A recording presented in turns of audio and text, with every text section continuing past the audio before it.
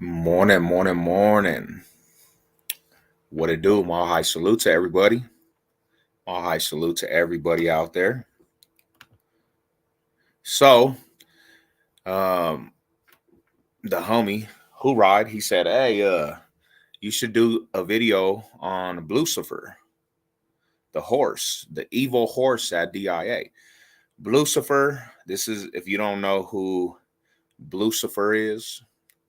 You come into the Denver airport, which far out there, man.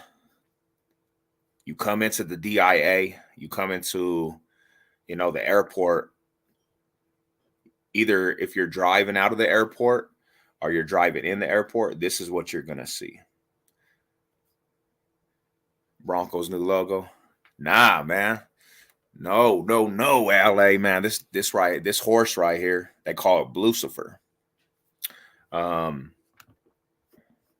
See if we could visit the website real quick.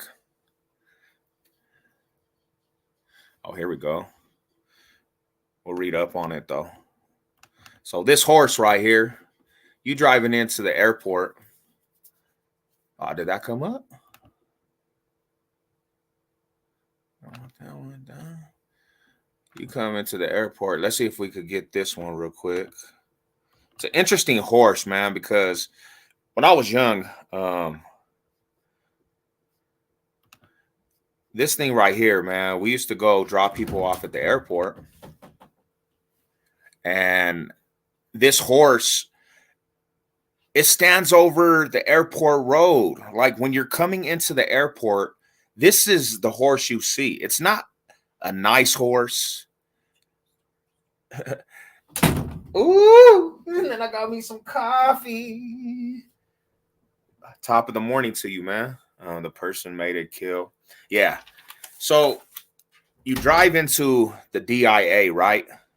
What up, Big Franklin? What's cracking with it? That shit killed the artist. Craziness. And as a young boy, as a young individual, you drive into the DIA and you see this crazy ass blue horse with some evil ass eyes.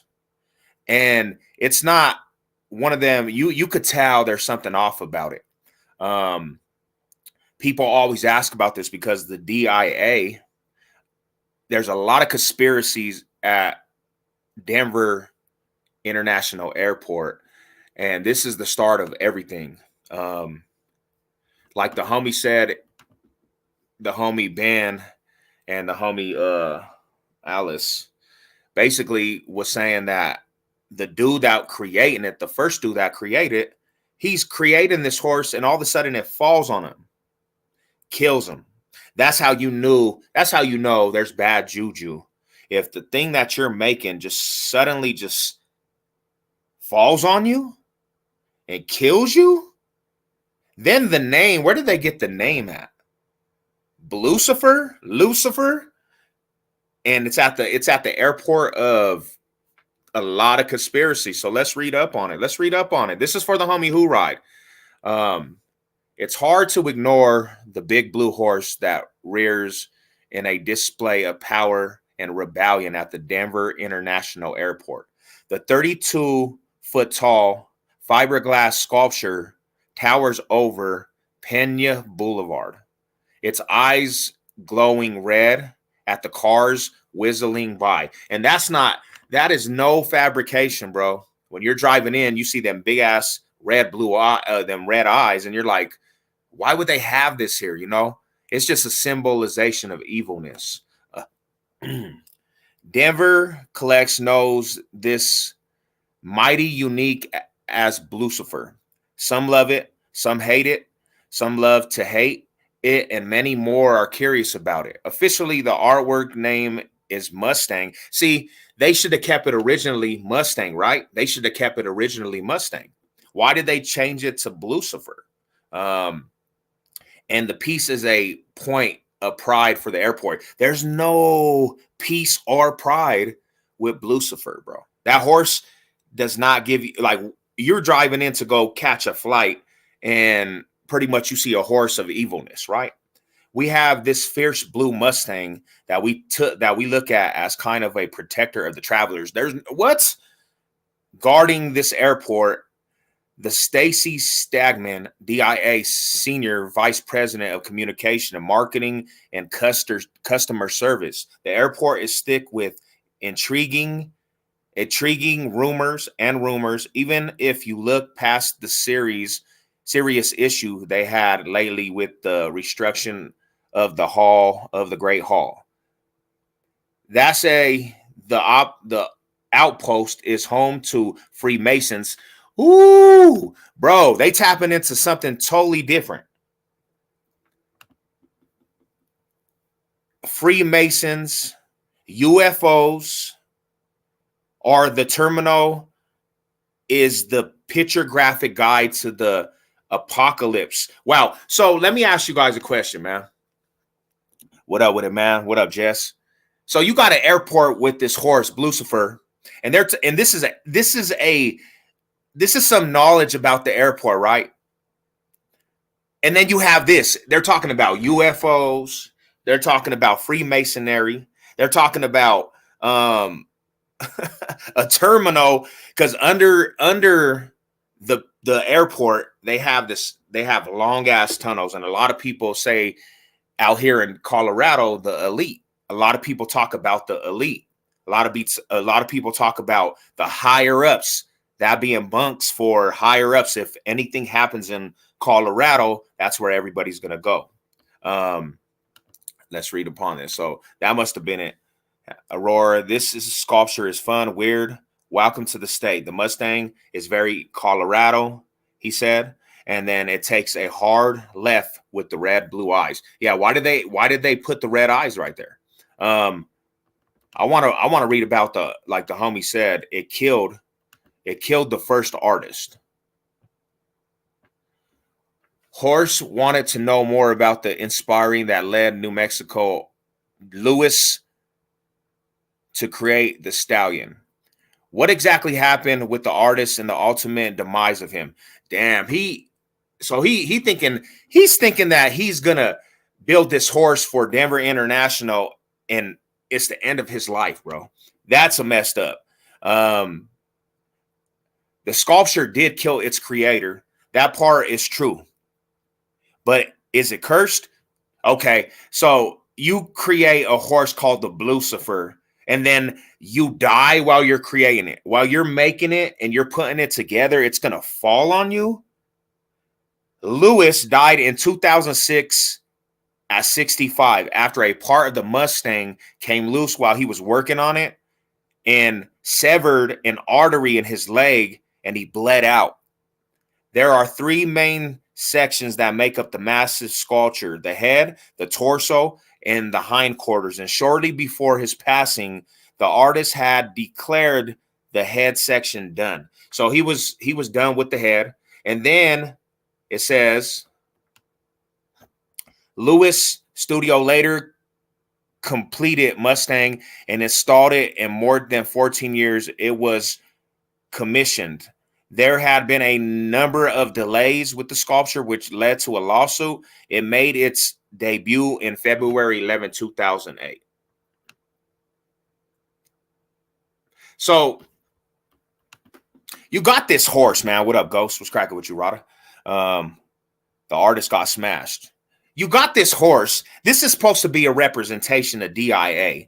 This does not look like an ordinary horse. This looks like a horse that just is out to kill somebody. It looks like, you know what I'm saying? It looks like a horse that you mess with, bro, and it's one of them demon horses. There's some demonary in it. It's on demon time. And then it kills the artist. It kills the creator of the horse. And this is what we put in DIA. This is what did it say? It watches over the travelers, man. I don't want this motherfucker to be watching over me. I don't want this motherfucker to be watching over me. The blue horse with the red eyes, man. We deal with too many horses in Colorado, in Broncos country. This is not the horse that I know. I don't know. This ain't the horse at the stadium. Yeah, it's the homie Hoorah wanted me to do a rundown with this. Let's see if there's anything else on it. We gonna get to some paranormal activity. Is the horse a killer? Is the horse a killer? This is the question that they're asking. Is the horse a killer? Horse wanted to know more about the inspiration in New Mexico, Lewis, to create the stallion. There are 3 main sections. We read that already. Let me see. Lawsuit, boom, February. So this is the horse right here, y'all. This is what you see when you come into the DIA. You're going to see, does that even look like it's a proper animal? Nah, that don't look like that. That don't even look like a protector of DIA. That's what they said. It's a protector of DIA.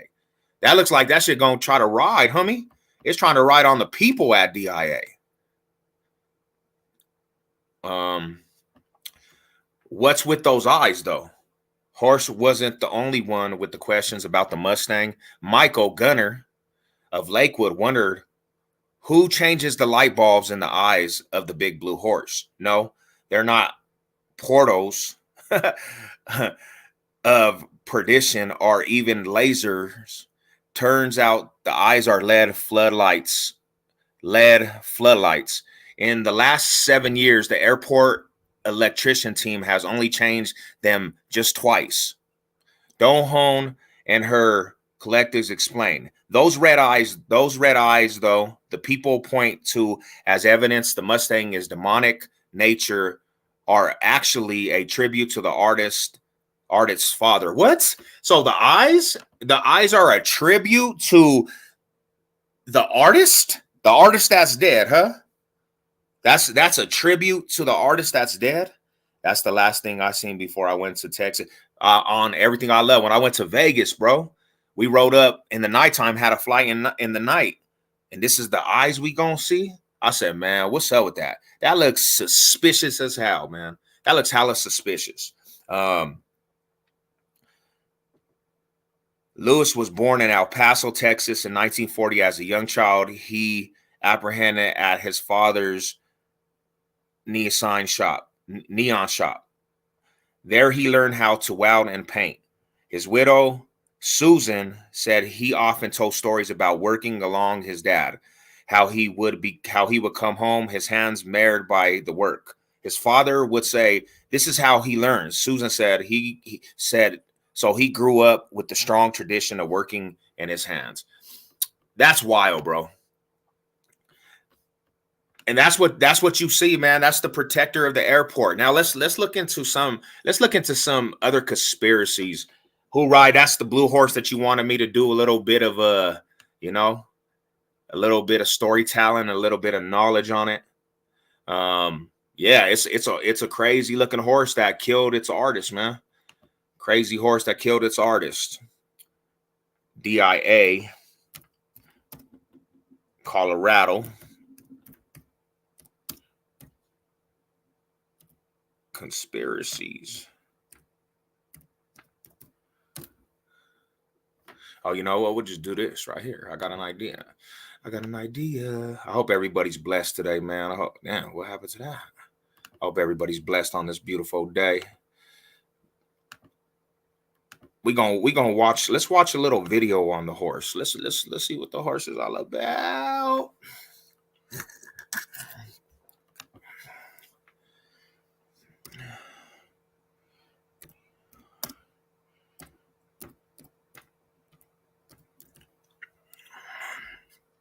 There's something going on, man. There's something going on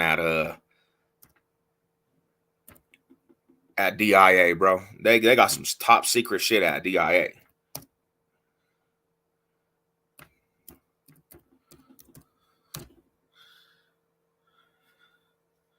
Ooh.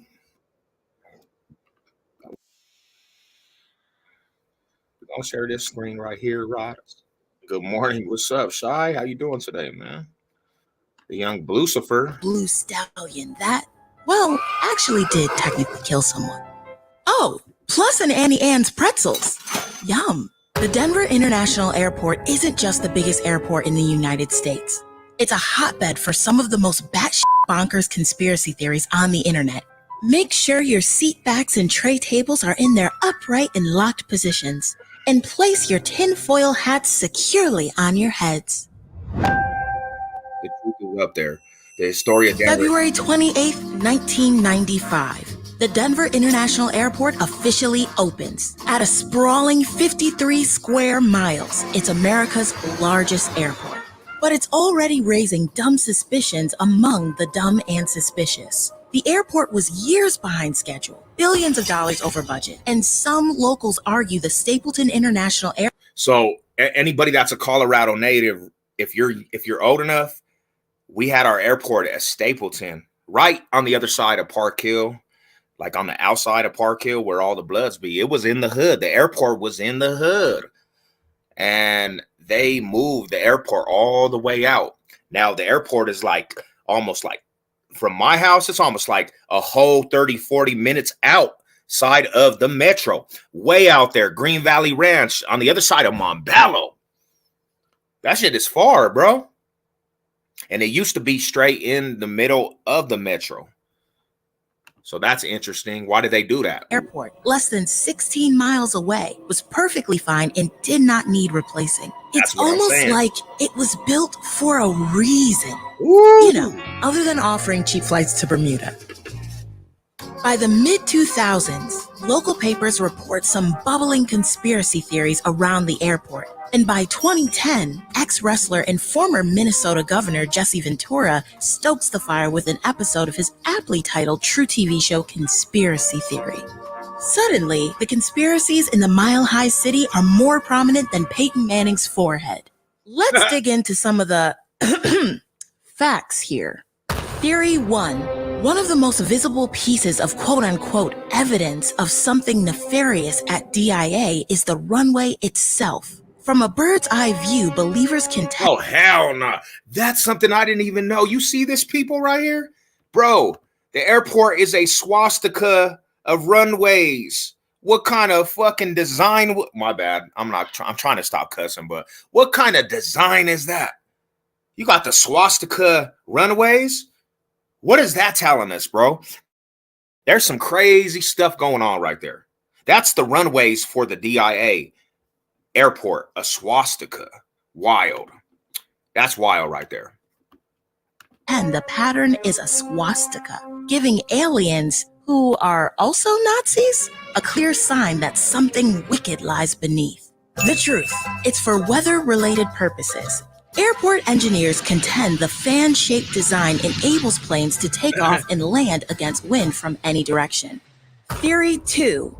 Visitors arriving by car might miss the swastika runway, but they'll definitely catch the 9,000-pound, 38-foot-tall statue of a blue bucking. Look, it got the veins, boom, the red eyes. Yeah, that's craziness. Stallion with glowing red eyes, symbolizing the 4 horsemen of the apocalypse. The truth.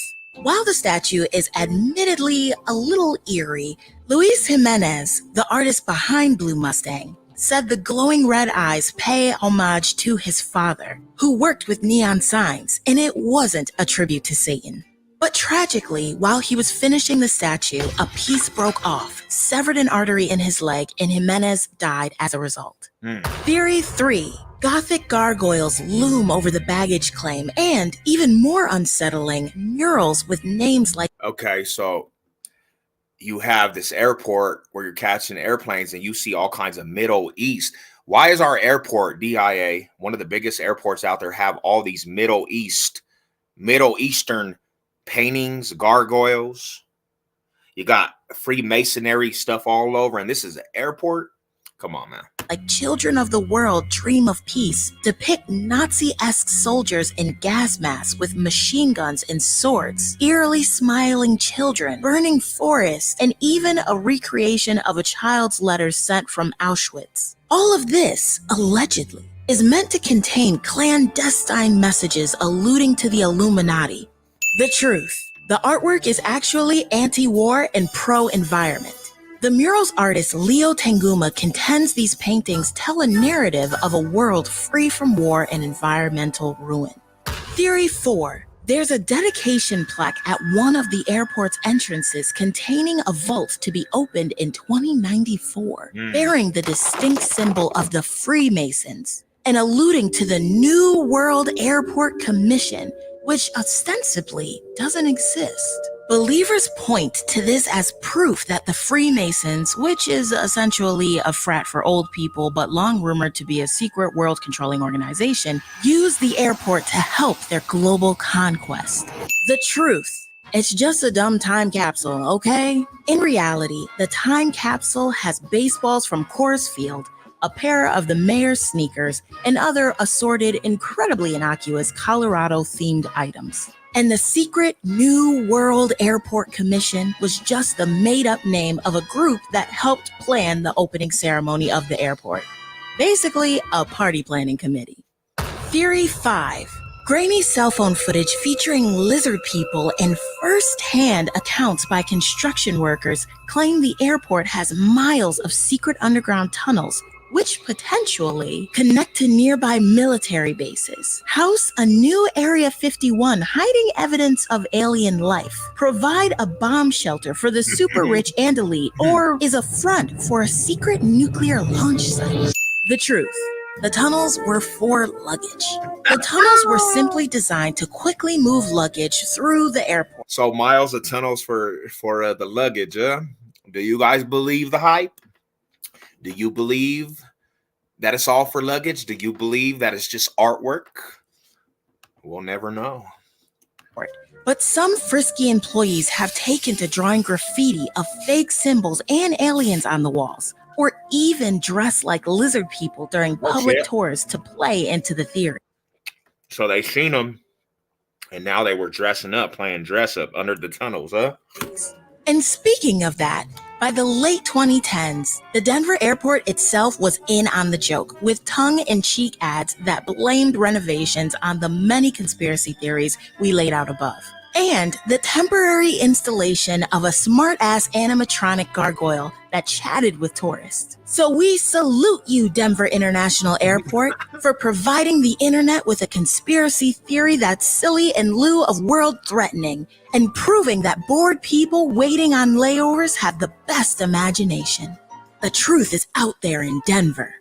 And also, so are some of the country's best beer bars. Check them out on Thrillist.com/Denver. Link in bio.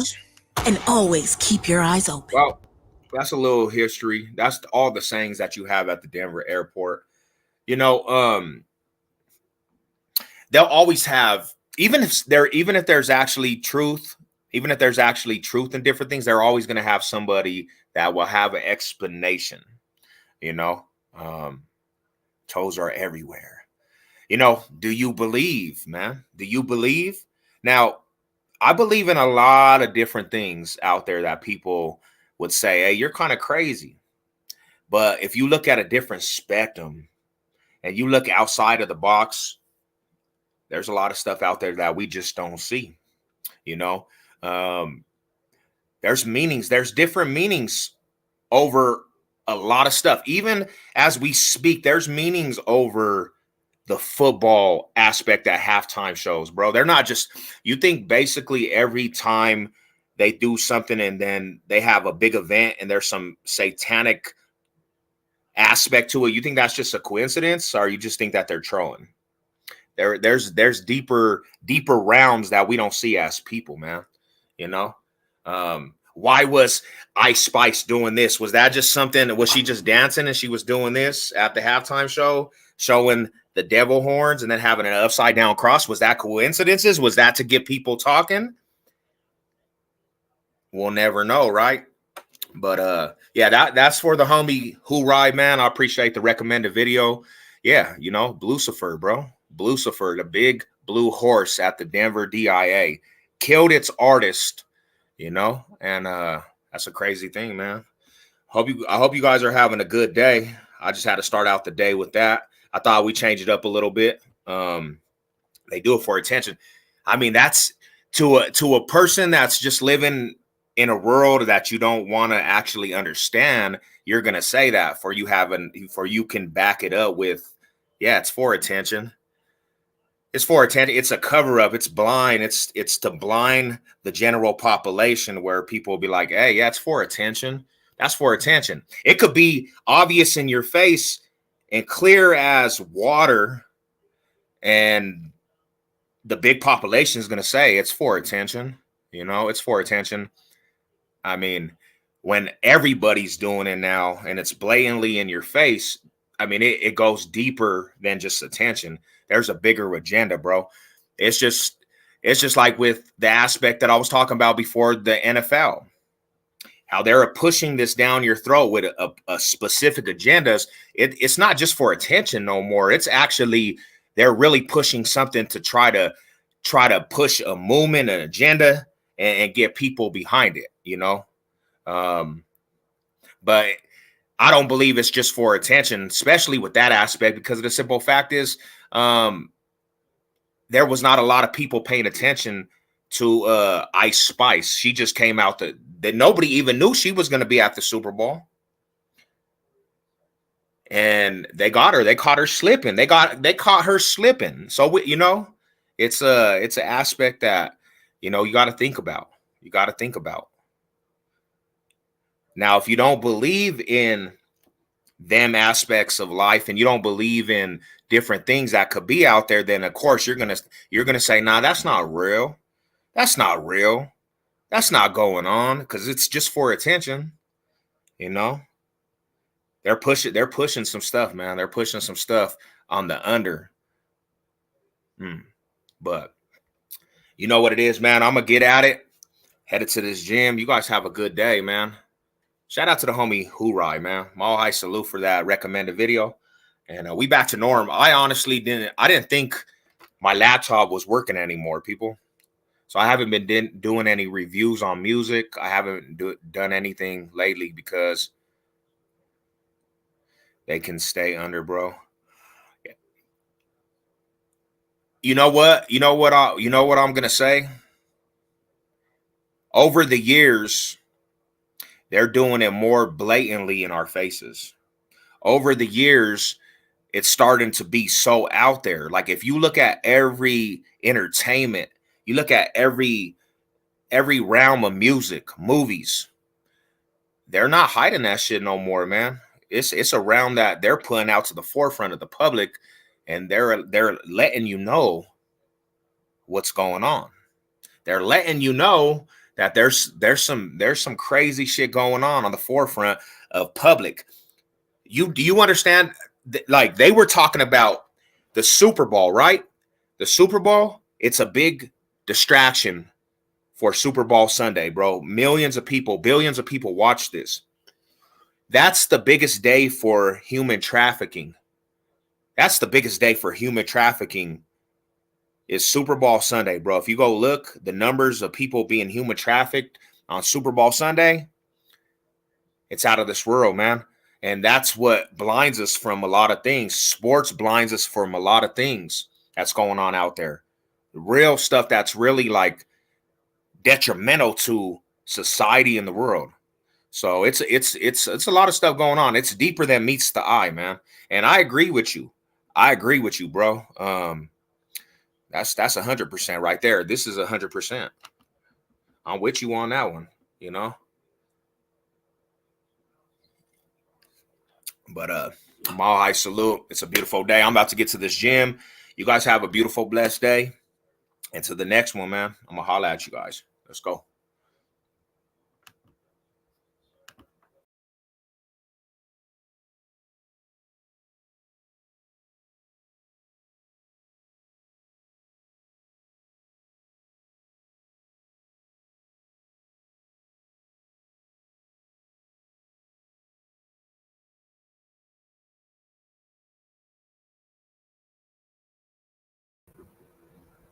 I don't know. See, they attacked me. I don't know what they just did right there. It's not letting me end this. Hold up, real quick.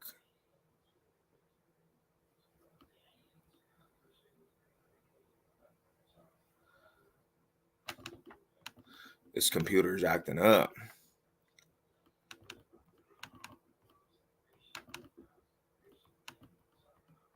Hell no. Nah. That's not letting me end it, bruh. What's going on with this?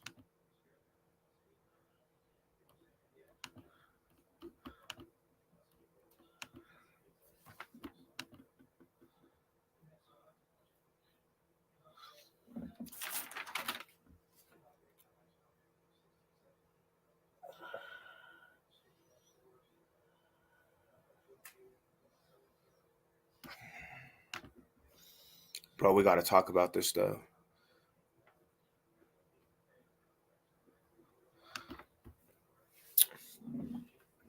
Do you really want to talk about this stuff? I fear no one but God, and that's it. Nah, definitely, it's not. And I don't know what this button's doing. I'm gonna have to restart this. I'm gonna be real with you, bro. It's not. And when you have that aspect over you, and you don't fear nothing but God, it's not to scare you. It's definitely not to scare you, my bro. You know, it's just a fact that a lot of stuff nowadays, you got to understand, man, there's a deeper aspect with the spiritual aspect and realm that you just got to have that mindset and believe that believe you have that protection over you, man. Ain't nothing could penetrate that. All this crazy stuff that's going on, evil aspect, bro. It's none that could penetrate that. I ain't scared of none of it. I talked about this with Billy and Ash. You can come up if you want, Rada. Come up for a minute. We could chop it up too.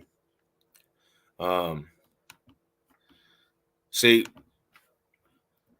you're more than welcome to come up. I'm gonna be real with you. I'm gonna be 100% real with you.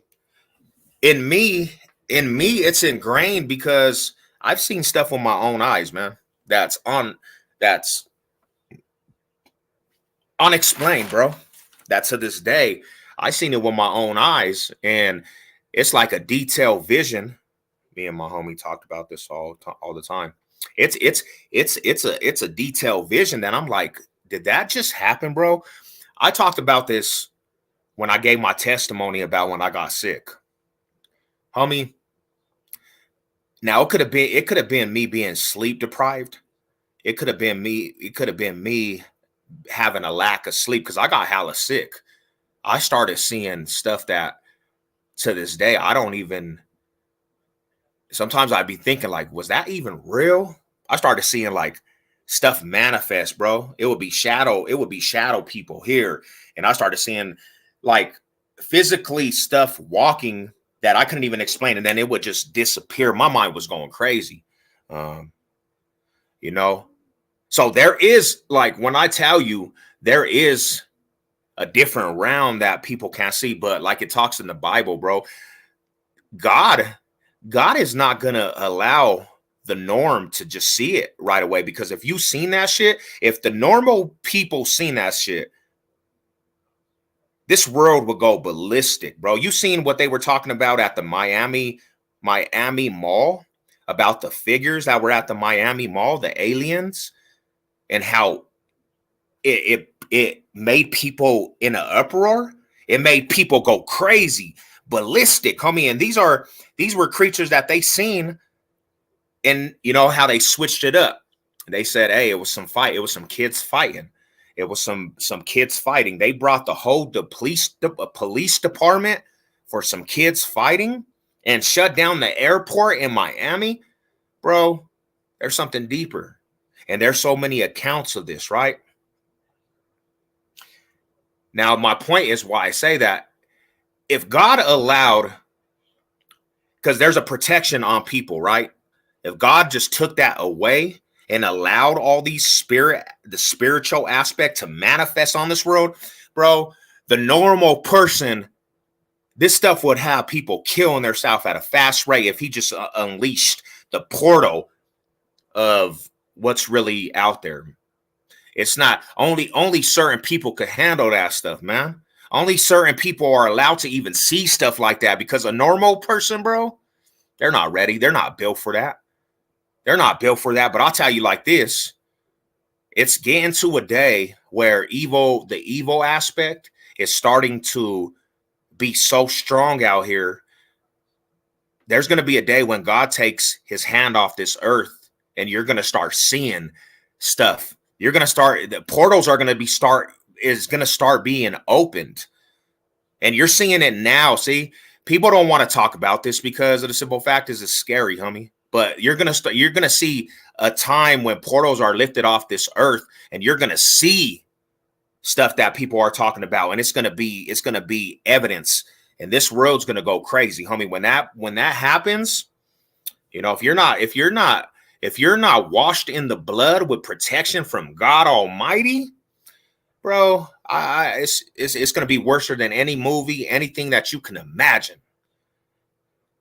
And you're starting to see it on, like, watch, if you have any access to, you know, TikTok or anything and different things and different videos, you're starting to see sightings of creatures that they can't explain, giants. You're starting to see different things because we're living in a day and age, homie. We're living in a day and age where nobody respects God anymore. Nobody cares about God anymore. It's so blatantly disrespectful to God, homie, the blasphemy to God.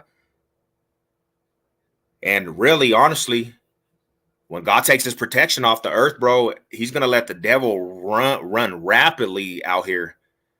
And it's coming it's closer than we expect, closer than we even see. They're already talking about the mark of the beast. They're already talking about chips. Ooh, when they start delivering them chips and you can start just paying for your food with chips, bro, all hell's gonna break out, man. All hell's gonna break out. All this aspect of, you know, war and everything with the political thing, bro. The Jordan River has, you know, in the Bible it was talking about a river that's dried up. The Jordan River right now is dried up.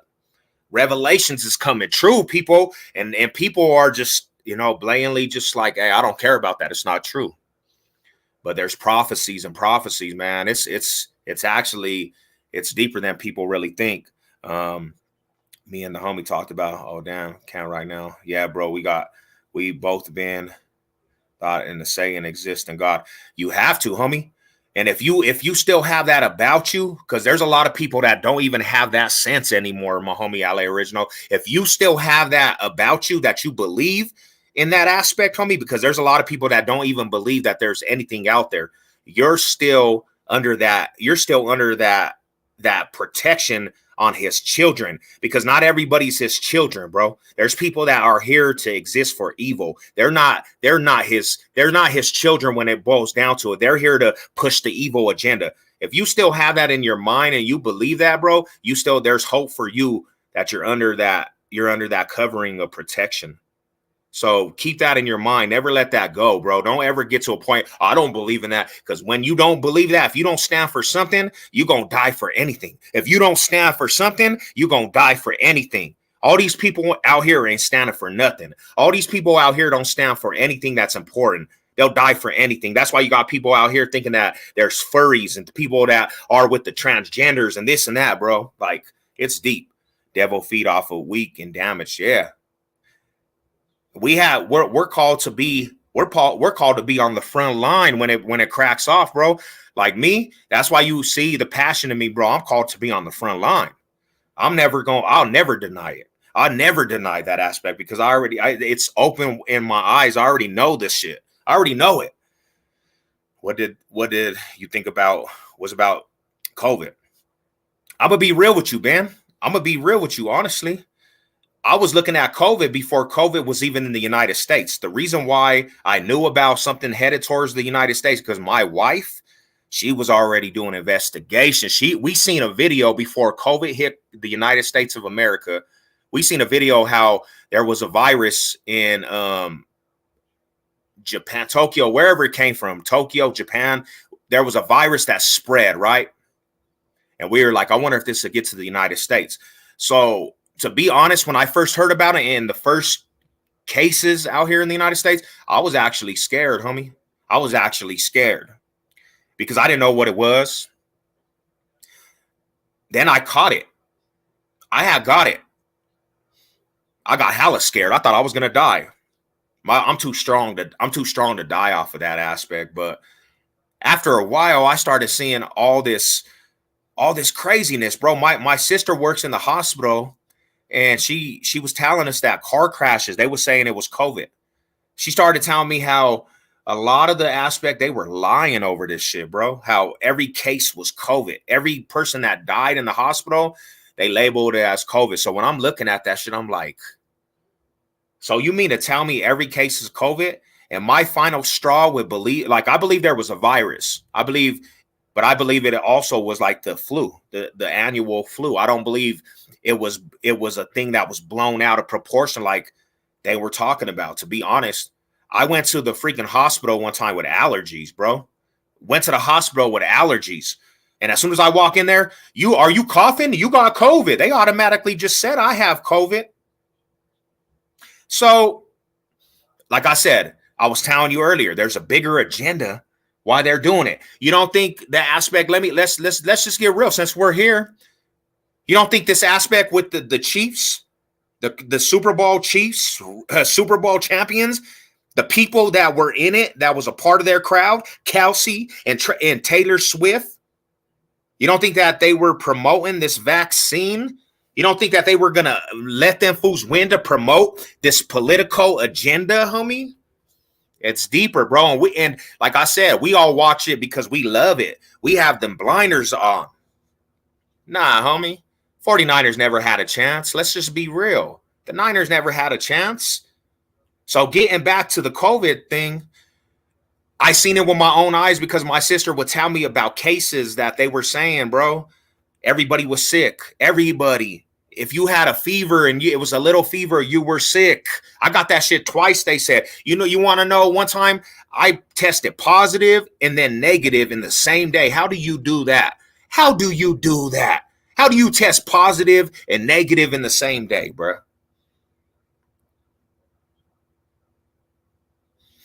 California about to have an earthquake that can mess it up. Yeah, that's been an aspect of earthquakes. Man, California, you know, it looks like it's looking crazy out there, Rada. It's looking crazy. What it? Yeah, China, my bad, but it was somewhere over there and we were watching this. We watched before it even hit the mainstream of United States, bro, with this COVID. We were watching something and I said it will never get to the United States, and my wife was like, "Wow, how they're pushing it out there. It might." And then 2 days later, the first cases were in the United States. I said, "Oh, hell no. Oh, hell no. This shit is crazy." So we started locking up, going to get food, putting masks on before anybody even knew about the shit. And then I thought to myself, this is incredibly crazy. And then all of a sudden the first cases hit, and then it just everybody's getting sick. Much love, brother. Got a knockout. But really, hey, you know what it is? We can talk about this anytime, Rada. You know what it is? It's because a lot of people think it's the government. Well, all I know is that they don't have our best interests. But see, that's the thing about it, Mike. That's the thing about it. There's not when I say I'm a Christian, homie, I'm not a religious person whatsoever. That's the difference. I don't study denominations, homie. I don't study denominations, bro. That's when it gets religious, is when you're trying to push a politics in your Christianity. I'm just a Christ follower. I'm just a person that follows the aspect of the living word. And I'm gonna tell you, I've been through too much to be in denial. I've been through too much in my life to say, hey, that shit it's false, because there's evidence in my life, my experiences. But I always had a passion for it. I always had, even when I was gangbanging, I always felt close to faith.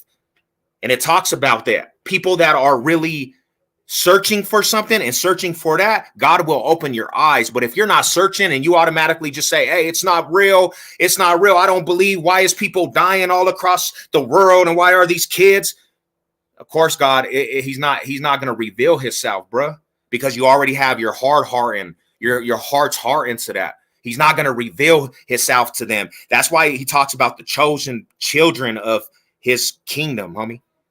Because there's people that automatically just don't believe. There's people that just don't care. There's people that just have thrown God out the window and spit on him. And you know what I'm saying? God wants you to love him. God wants you to have love for him. That's the people that he's going to take the blinders off of. But the rest of this world, there's blinders on. And it took me a long time to come to that realization.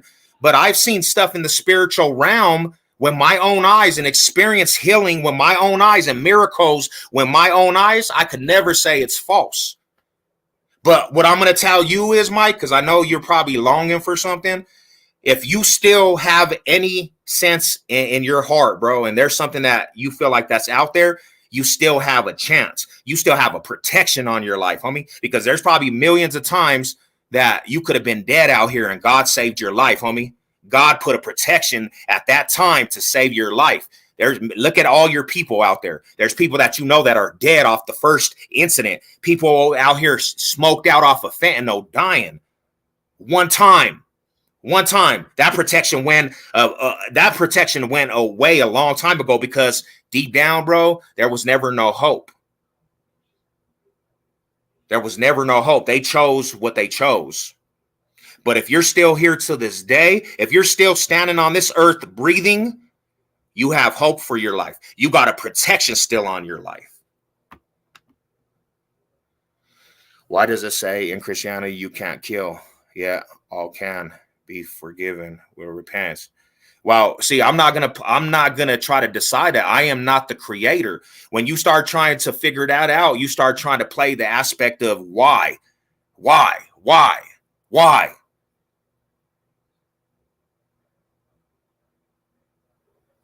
So you should lose your soul. So are people who believe in sun gods and all Hinduism, basically, are they wrong?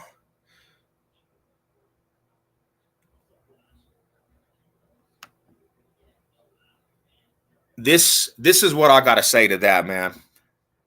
This is what I gotta say to that aspect. You see the deception in this aspect, bro? You see that there's such a deception because these questions get brought up.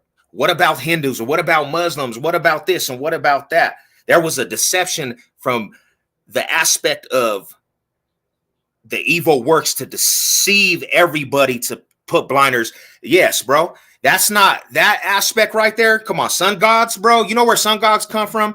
You know that the Roman church sun gods, bro. That's an aspect of evil, bro. The satanic sun gods, bro. That's you're not gonna go.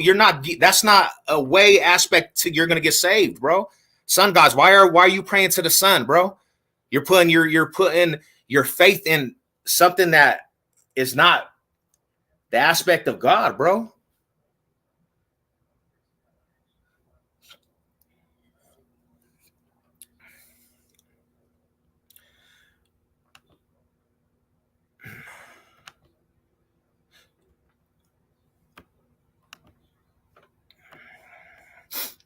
I just say it like this, man. Like I said, because it's not supposed to be an argument, man. It's never supposed to be an argument. That's not what I believe. That's not what it is. But I am supposed to deliver the good message. And I'm gonna tell you like this, man. God loves you, Mike. God loves you, bro.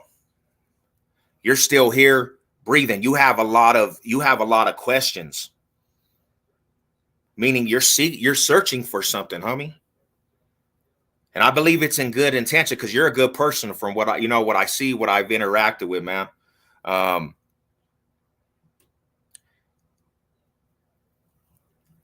Me and you should chop it up on the outside, man. We should chop it up on the outside because I come from the same background as you, Rada. I come from the same background as you. You know, hood aspect, different things, poverty, bro, different aspect in the neighborhoods. And, it took, to be honest, me to hit rock bottom, my bro.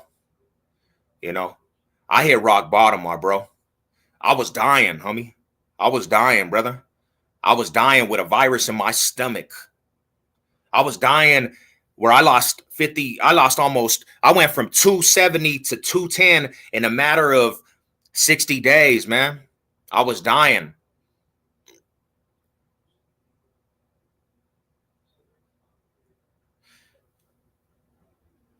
What I'm saying is what you're saying is my way or the highway. Thousands, if not millions, have died by force. Most Christians and Catholics were forced to do it. Holy Crusade, Spanish.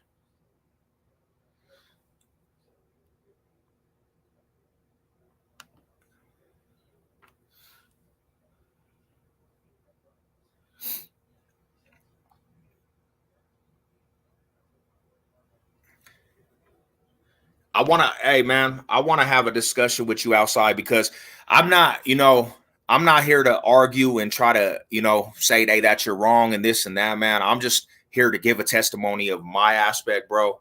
You know,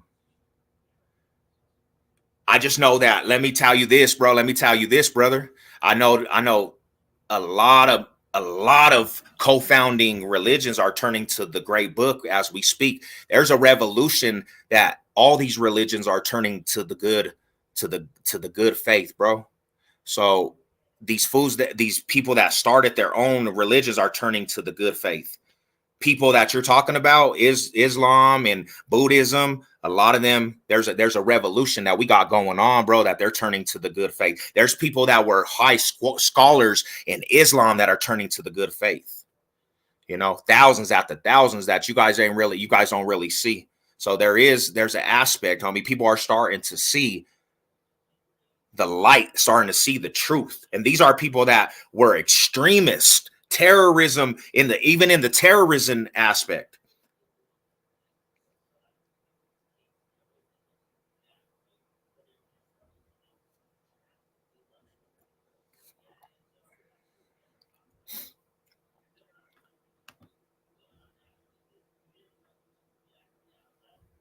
Can I ask you a question, Rada? What made you have this much hate towards, like, I really want to know your story. What made you have that? Because right now it just seems like you got a lot of hate. It seems like you have a lot of hatred for Christianity, bro. There's hatred in your talk because you're giving me counter arguments, but it's coming out of hate. So I want to know what was the situation that made you, you know what I'm saying, have this much hate towards, basically it's Christianity, because what you're doing right now is you're trying to argue against Christianity. That's what I'm taking from it. Love you, Sev. Man, it's so good to hear you talk about God and salvation. Yeah, well, we need it. We definitely need it, Hey, you're more than welcome to come on too, Mike, if you want. We can chop it up, brother. I'll chop it up with you. It's all love. It's all love. Um, I just love all people.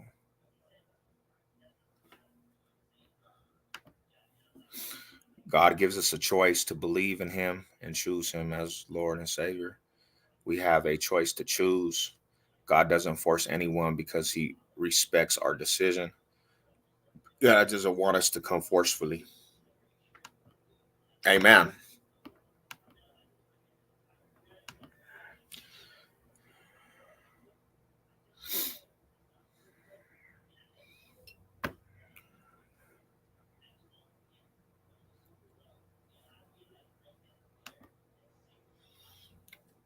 Oh, I salute. Yeah, that's a crazy aspect, man.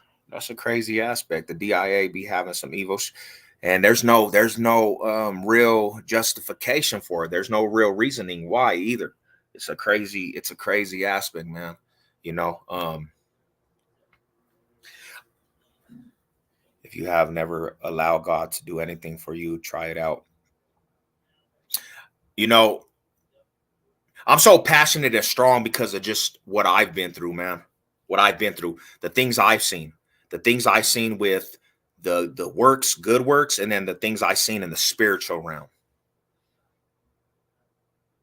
I've seen with my own eyes the aspect of the spiritual realm, and it's not a pretty sight, man. You know, when you see that, it becomes the reality of clear. There's some crazy stuff out there, man, and maybe I need to be washed up and protected by God, because it was one of the things that shook me up. It was one of the things that shook me up, definitely. Um, if you have never allowed God to do anything for you, try it out.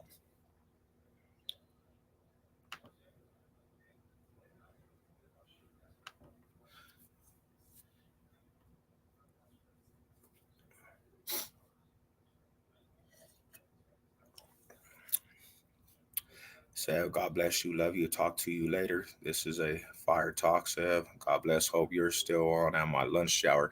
Hey, man. You know, definitely have a good day. Have some good lunchtime. I appreciate you pulling up, moms. You know, it's always good to talk to you. You always get some good insight.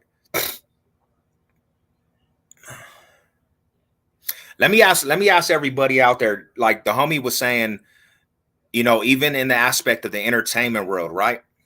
Even in the aspect of the entertainment world, even in the aspect of this sports world and this and that, why is I got you right now. Why is every aspect out there? Why is it a form to go to war with Christianity, right? Why they don't disrespect Muslims and why they don't disrespect Buddhism and why they don't disrespect all these other aspects of religion? It's always a war against Christianity because that's the biggest threat to Satan's kingdom, bro. That's the biggest threat. And if I can't just look at every aspect of entertainment, music videos, this and that, and say over and over that's fake when it's constantly put in your eyes. What was the biggest thing, the biggest abomination to God's creation? It was woman and man.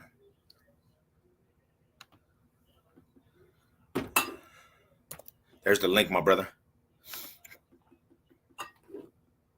Woman and man. And what did he do? He distorted it with. Oh, woo, woo, woo. My man. What up, Sevlok? What's up with Arada? Still in tears, my brother. Still in tears. I'm actually in tears with you, Rada. I'm actually in tears. That was a motherfucking setup, G. That was a setup. Yeah, it was. 20 calls on the fucking Niners and not a call one on the fucking Chiefs. I saw guys jumping off sides, but you know what's crazy? How did the some of the players get hurt though out of nowhere? I just was like, what the heck? They was working in cahoots. I don't know what the fuck was going on, but I was like, my neighbors was scared and shit. You know what I mean? I was like, fucking damn, about to dive through the wall, homeboy. I was losing it. I told my son, hey, you grab that side of the TV. I'm gonna fucking grab this side. We're gonna smash this motherfucker right on the wall, bro. Nah, I feel you, bro. I was feeling that. I was feeling that way too, because like for me, it was just all about the Chiefs losing, bro. Like, and I don't have no hatred towards the Niners, bro. I don't have no hatred, and I just wanted you guys to win them fools so bad, homie. I just, you know how it goes, though. No, my parents died last year. We've been Niners fans since it was like spiritual for me. You know what I mean? We've been Niners fans since I was fucking. They used to take me to Candlestick Park before we left from California when I was like 5-6 years old. That's dope. That's super dope. I grew up with a Joe Montana football signed from the NFL. He handed that shit to my grandma in the game. High, I was 6 years old, bro. I grew up with that shit on the mantle, most prized possession, burned in a fire. So let's get to this religion, bro. I love talking religion. I talked this shit for days when I was locked up. Yeah, I've read personally, me right. They said you got to know the word. I always grew up. Let me give you a little bit of my background, right? I grew up. My mother was Episcopalian Christian, which is like pretty strict, almost like Southern Baptist. Yeah, definitely. They're pretty strict. And then my father grew up. Well, my mother was adopted, so half her family that she was adopted from was Episcopalian. The other half, right, that came from her states with her, my auntie and shit, they're all Spanish, right? So my mom got adopted by a white family. She became Episcopalian. My auntie my mom went to California when she was adopted, right? Yeah. My aunties both went to New Mexico, Albuquerque. Okay. They got adopted by an old school Catholic. I don't know if you know, Albuquerque was named by one of the dukes, which is a conquistador. Wow. Yeah, for sure. Which is why I've always wanted to talk. Man, I got so much to talk to you about. We got to run this fucking for a couple hours. Yeah. That's what I was going to say. Also, I always felt like Colorado had a little bit more of the brother, kind of a lot of cripping, a lot of blood in it, because I don't think the conquistadors went quite up that high. Now, they did. They went to like Ignacio. Some people say they even went all the way to Montana. But really where they planted was Albuquerque, bro. All those areas, Duranes, Padillas, all the neighborhoods are in Spanish. Oh, definitely. Okay. All the fucking old school neighborhoods, big neighborhoods. They all still have adobe shacks that were built in the 1700s, bro. I went to Santa Fe for the prayer grounds. My little cousin was dying, bro, and went out there to go pray at the prayer grounds for Santa Fe. You know, the prayer grounds in Santa Fe, and I seen a lot of them houses, bro. I seen a lot of them houses. Yeah. So that's about my background, right? Half my mom's family, my dad's. Here's the crazy part. This is where shit takes a little bit where I get same with my race, right? My dad was white Italian, my mom was Mexican. So I had one household. I had them saying, "Goddamn spics, fucking beaners taking over the world." And then in the other household, I go for the weekend, and there was over there, fucking white people. They stole all our land. They think they own. So imagine the difference of how I've seen things. Sometimes I look at Mexicans, especially when they're fucking committing crimes and they got their gang rags out. And I said, my grandpa was right. Goddamn beaners, fucking shooting at each other, fucking taking over the world. And then I look at white guys, right, like Biden, certain people that are all dumb. And I say, oh, my fucking Mexican side was right. Fucking white people, they don't know how to act. They steal everything, right? So what would you say that you kind of you took on more of the Spanish, like the Mexicano? Oh yeah, because of my appearance, brother. I could walk into a pile of whites. I could tell them my last name because I have a white last name, right? Yeah. I could tell them my last name. I could stand around them. Never accepted. I walked up to Spanish people, bro. Look at me. I walked up to Spanish people and they start talking to me. Como siempre, ese rato vete. I tell them, este vato loco vete. You know what I mean? I don't speak.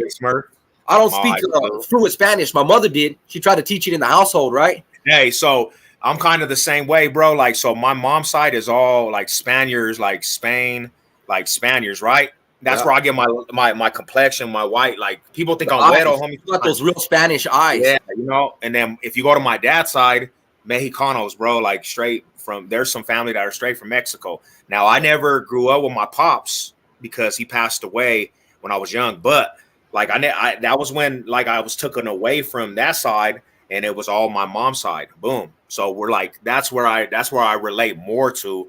And it's more project babies, you know, more project babies from our projects out here. Yeah. So back to where my religion starts. So on my dad's side, right, they was kind of like, I don't want to say atheists. They didn't say there was no God, but they didn't have an adopted religion. They weren't per se Christian, per se Catholic, nothing. They just lived their lives like regular people. They didn't say there was no God. I heard my grandma kept the Bible around. I seen the Bible there before. Who would own a Bible if it didn't mean nothing to you? She owned a Bible. She had it on a stand, but she never read out of it. But we never went to church. But then again, I didn't meet my grandparents until, remember, they're in their late 50s when I was born. So they're already like too old to be doing that shit really anyway. They was just kicking it. But they never did anything, let's put it like this. They would get anybody to hell. Unless they're good people. Fucking my grandpa, he was a carpenter. He used to build toys, right? This is my white grandpa. We grew up in East Salinas, bro. So even my white grandpa, my dad was raised in the center of Norteño. I don't know if you've ever heard of Salinas or you watch the videos. That shit is Valley. Is it the Valley? It's Norteño capital. That's where Norteños come from. Yeah. Straight north. San Francisco is red. That's their color, right? That's their whole thing, XIV, right? All the XIV homies. All XIV. That's where it comes from. So my dad grew up right there with the Norteños, brought up like a lot of the guys my dad went to high school with were first generation Norteños, leaders, Storky, all them guys that have names now, like people talk about them. Yeah. My dad went to school with them. So anyways, my grandpa used to make fucking toys. He was a carpenter. And then the young Mexican kids would come by, they would and they didn't have no money. So he would fucking hook them up. Check this shit out. Both fucking houses on the sides of my grandpa's house to the left and to the right got robbed. Not this old man. They said, not this one. You guys, you want, but don't you touch this motherfucker. They respected Gramps. That's what's up. Yeah, and I grew up around that. But he wasn't a religious, but he always told me, you don't steal. You don't lie. A man is only as good as his word. All the shit you see in the Bible is the same shit they taught me, just not through God. Don't steal. Don't kill. Respect thy neighbor. Respect your mother and father. Don't never talk to them wrong. All the same shit, like what you would expect your perfect fucking person to be, just minus the God part. And you know what's funny? One of the things that fucked me up about religion, we can go for days. See, another thing, I used to have an ex-wife who was Jehovah's Witness. For 1 year, I went to fucking Bible studies with her. with fucking till all the fucking on Tuesdays and Thursdays every day at our house because we were married, right? We got married because she didn't want to be in bed with somebody without saying the fucking being the religious side of it. She didn't want to be in bed, violating having sex without violating God's law. So I learned a lot about Jehovah's Witnesses do not believe in something different. They're not like Hindus or Muslim. They follow the Christian Bible. They read the Christian Bible. The thing is, they do it to a fucking T. If like Halloween ain't in that Bible. It's a pagan holiday. So they will not allow a fucking child to do Halloween. Most definitely, yeah. Christmas is fucking doesn't even fall on the day that Christ was born. Yeah. Because he wouldn't have been able to be in a manger at that time. He would have froze. It was a little before that. And I understand that, the paganism, but in modern day society, everything, there's paganism and everything. Yeah, but not to them. They won't even talk to. No, definitely. So listen to this. This is another part I couldn't understand about them. They call it a disfellowship. So if one of them fucks up, right? Let's say even the mom and dad and the brother can be going to church, right? And let's say the sister, for instance, smokes weed and they find out. She gets disfellowshipped, which means they don't let her back in the church. And not only that, but she's not allowed to fucking talk to the mother anymore. She's basically disowned. If her own mother sees her in the store, they're supposed to walk out of the store and not even look her direction. That's terrible. Yeah, that's terrible. Well, it makes sense. I asked him, why would you do that to your own people? Even, to people you love. Even Jesus stuck behind people that were down. Yeah, and definitely. Their answer was, and it makes sense though. Listen to it. They were like, I'm doing a live real quick. Go. Check out my dog, bro. My dog just came back. What up, pups? Is that one of them exotic bullies? Yeah, that's my man right there. That's Superman. What up, Superman? I got me a pup here too, man. What up, Superman? That's what's up, man. We gotta love our pups, definitely. You know that. Hey, dogs love is like a mother's love. It's unconditional.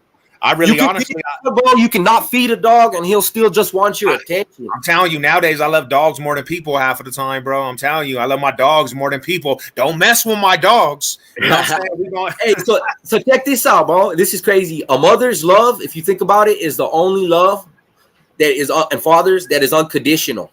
So you can love your woman, right, more than anything in life. Mama bear. That's my mom's right there, man. Shout out. And not to put her down, but you know what? Like a woman, your old lady, right? Yeah. She may love you more than anything in life, but cheat on her 10 times. Fuck around and run her. Don't see her for a week. See if you don't lose that love.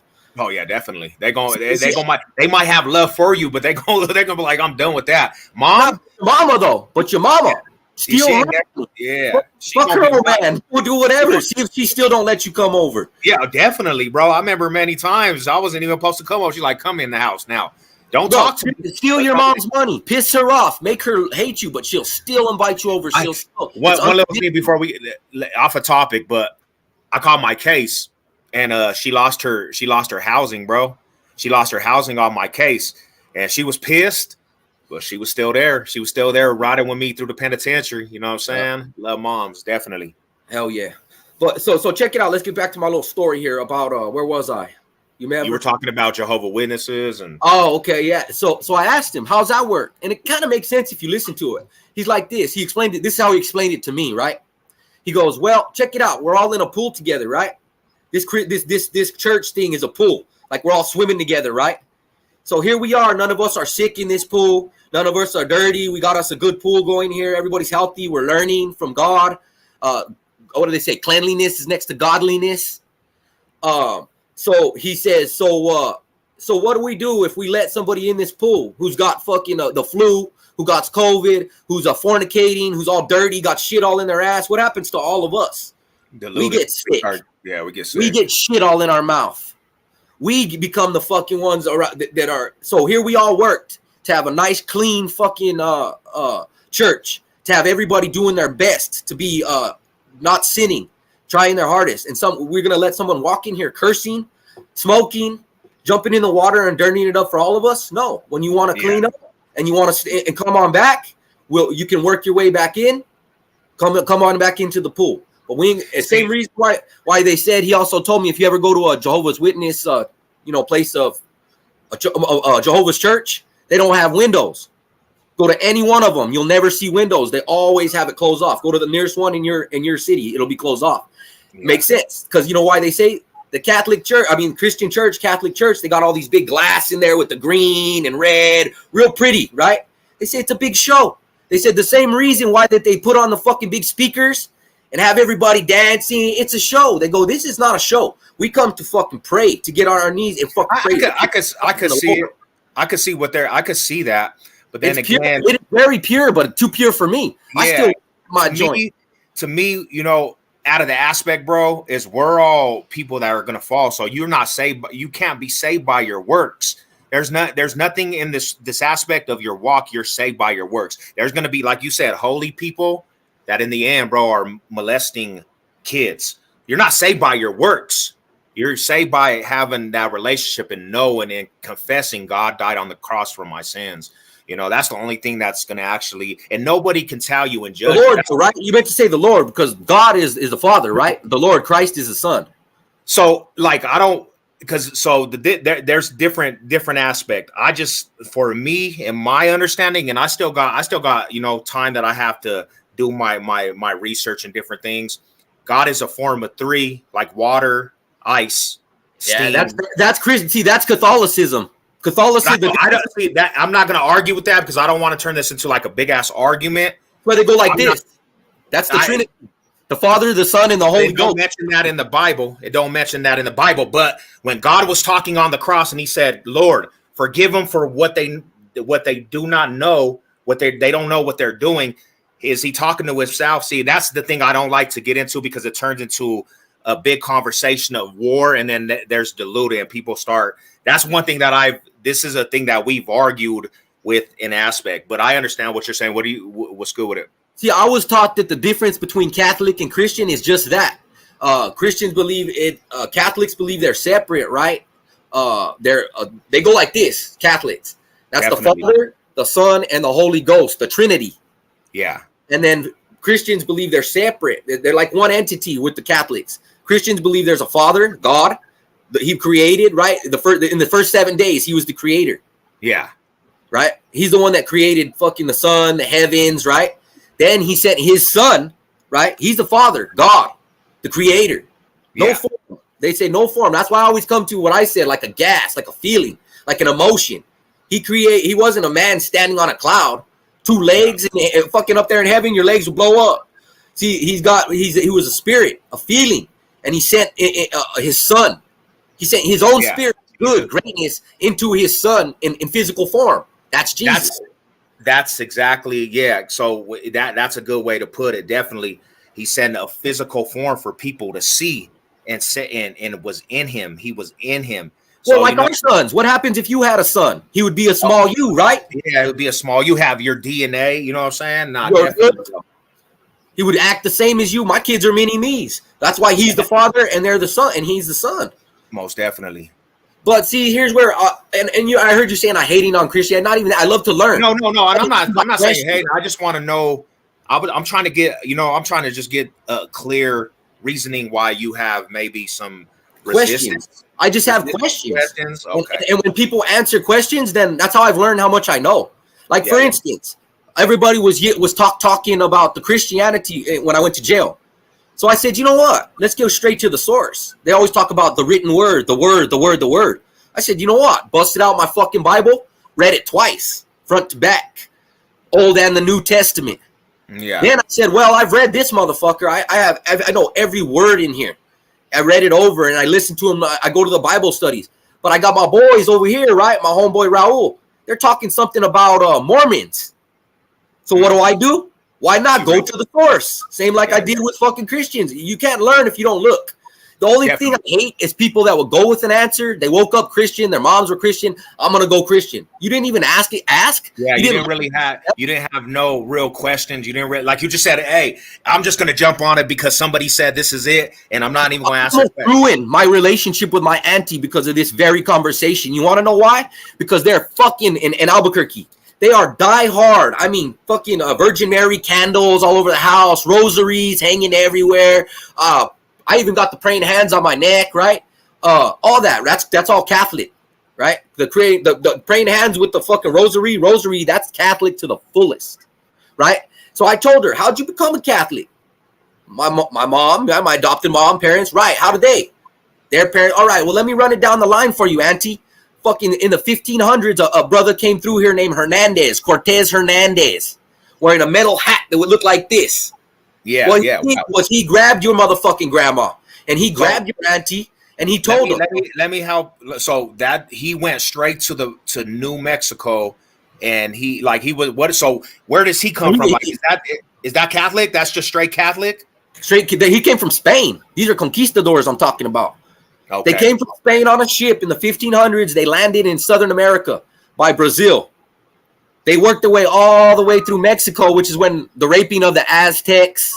This is how Aztecs became Mexicans, right? That's why they look Spanish instead of walking around looking like Indians, like Montezuma that just claimed off the fucking pyramid. They came through, raped everybody, and told them like this: either you're going to bow down. They had crosses. They were all carrying crosses. What the fuck? All these people that used to worship the dirt and used to worship the sun, and they also used to sacrifice. They throw guys down the pyramids, right? Blood sacrifices. Fucking, they came through and said like this. They took the leader, they hung him by his feet. They cut him in half down his legs with a saw. They said either you're going to fucking bow down to this cross or we're going to cut you in half too. Just like that. And any motherfucker who said a word, they got strung up right there and got cut in half by their brothers. Hey, next year, guess what everybody was doing? Dear Catholic, dear Catholic. Oh, yeah, because there was a fear factor in that. There was a fear. It was out of fear. Christianity. When Pilgrims showed up, Columbus showed up, he said, you're going to pray to this God, you're going to pray to fucking Jesus, or we going to fucking murk you. So I understand that, but I think that's extremist. So I think that's just like when we say all Muslims are bad because of terrorism, right? I believe that the first wave of like Christianity with the followers of Christ, I don't believe they had that mindset because it was all love. But people do turn stuff into extremists. But then he tried to kill him anyway. He tried to. How can he be a Christian, right? The Pilgrims, they claim Christianity, and then they killed almost. No, for sure, and that's what I'm saying. I think they used that as a scare tactic, and then they killed off of that. So I understand where people. Here we go. This is the part where I'm not saying I hate religion, but yes, they did use it. Most do. The fucking definitely the Catholic Church. They use the fucking Vatican, which is supposed to be like. I like this is church right here. We don't have to be in a congregation. This is church. We're having a church, just and we're talking. We're just trying to get information. I'm trying to learn too as I go. I love learning. I love learning discussions. For me, it's all for me. Like my church embraces that we're all just sick people in a big hospital searching for, to get better. And huh? Yeah, bro. Hey, that's it. I got the whole bag. I had the whole bag, man. You know what it is. Is that cool with you? I'm gonna grab my blunt. Are we good? Oh, go ahead, Roddick. Go ahead. Yeah, dude. Yeah, just get comfortable. Whatever. We'll chop it up. Yeah, I got all day, bro. I got all day. That's why the Bible don't have another God. Pray to the Father, ask in the Son's name. I feel you over there. Hey, did they legalize that in New Mexico? Is it legalized over there? Yeah, for sure. Recreational, G. But not like you guys. You guys said you paved the way. Colorado will always be known as the motherland. Hey, so every smoker in the world, either going to Amsterdam or Colorado. I don't give a fuck. Colorado had the 420s right before they were legalizing it, bro, and they were already smoking. So hey, what do you mean? Somebody texted me, messaged me, and said box state business means fucking means ODs means Chicano, fool. I was like, what the fuck does that mean? Box state business is just a term for it because Colorado's a box state. That's all that means. Why did you tell me ODs means Chicano? Because I said that oldies have some generations that were from like Mexico, that they were paisas. So yeah, he's trying to tell you now they're Chicano. They're not your shit. It was on one of my videos. I was like, what the fuck? Yeah, they're all box state business. Oldies is Chicano, fool. I was like, what the fuck? It was just some random person, but it was not somebody I know. Yeah, because I said it in my video that sign. They had that Oreo sign on their. Yeah, that's their hat. That's their hat. That's what they wear is Odie gang. They're Odies Trey 7. Yeah, it's a gang. Eastside Odies. Eastside Odies. Yeah. All right. So check it out. Let's jump back into this shit, right? So how's this? This is where I left off. So I pick up and read, right, the Old and the New Testament. That's when I really felt like I was high. That's when I feel like the true spirit came into me. I couldn't stop reading that book, brother. I couldn't go to sleep. I couldn't fucking go piss without I took my Bible to go take a piss, bro. Seriously, I was so into it. Just something about Jesus' teachings, his parables. That's why I like your spirit. I like your spirit, even though you have questions, you're searching, bro. And that's a good thing, because I don't have all the answers. Nobody's gonna have all the answers. That's what the problem. I'm an answer searcher, and when you don't have an answer to me, when something good happens, right? Hey, that's the Lord. You prayed for it. But when something bad happens, the Lord works in mysterious ways. Don't ask questions. Like, what the fuck? Is that? See, that would, I can see, it's all the people that actually are walking a walk of faith, man. You can't be like that. You have to be able to conversate even with a person that don't believe, and just don't say, hey, you're wrong. The saying, like, because you're going to throw people off. They didn't even say I was wrong. They just said, just don't. But no, I'm not saying for you. I'm just saying a lot of people get thrown off because everybody just says you're bad and this is what it is. You're not supposed to do that. You know what they tell me when I ask and they don't have an answer? Stop questioning faith. No, you can't. I mean, that to me as a person that walks, that would throw me off. When I was gangbanging, bro, people would say that. That's why I have like kind of an understanding. I was gangbanging, but I still had faith. I still kept the aspect of God with me, because of the simple fact is my mom embedded it. She was in prayer, like she prayed for her son, and people would always say, they would always try to condemn it. So I understand, bro. I understand what you've been through. I understand that. To everybody, and no one can answer it because there's really not an answer to it. Why do kids die slowly of cancer? And I'm going to say like this. When Eve ate the apple, bro, he gave dominion to the devil to actually have rule over this earth. And that's the thing is, bro, is that we live in an evil ass world, and this is the world. One thing I agree with you for sure on. This is the devil's ground, no doubt. So it's and I know this is the aspect that I'm gonna say is that we're turning our back on God so much that now you're starting to see a lot more of it. They're starting to take God out of everything. But go ahead. I got a question for you. This is one thing that threw me off. I couldn't understand it. I just barely had this conversation about a year ago. Well, when I was with the girl, the Jehovah's Witness, that was like fucking 10, 12, 15 years ago. So here's a conversation I had with somebody. It was a boss of mine. He was very, very Christian. Every day, go to church. And he couldn't answer this to me, right? And then still, I don't understand it. So like my grandparents, for instance. Let's say you got somebody who didn't say Lord was their savior, right? Never religious ever, but lived by every fucking book rule in the book. Good. Helped the poor. Stood up for those that couldn't stand up for themselves.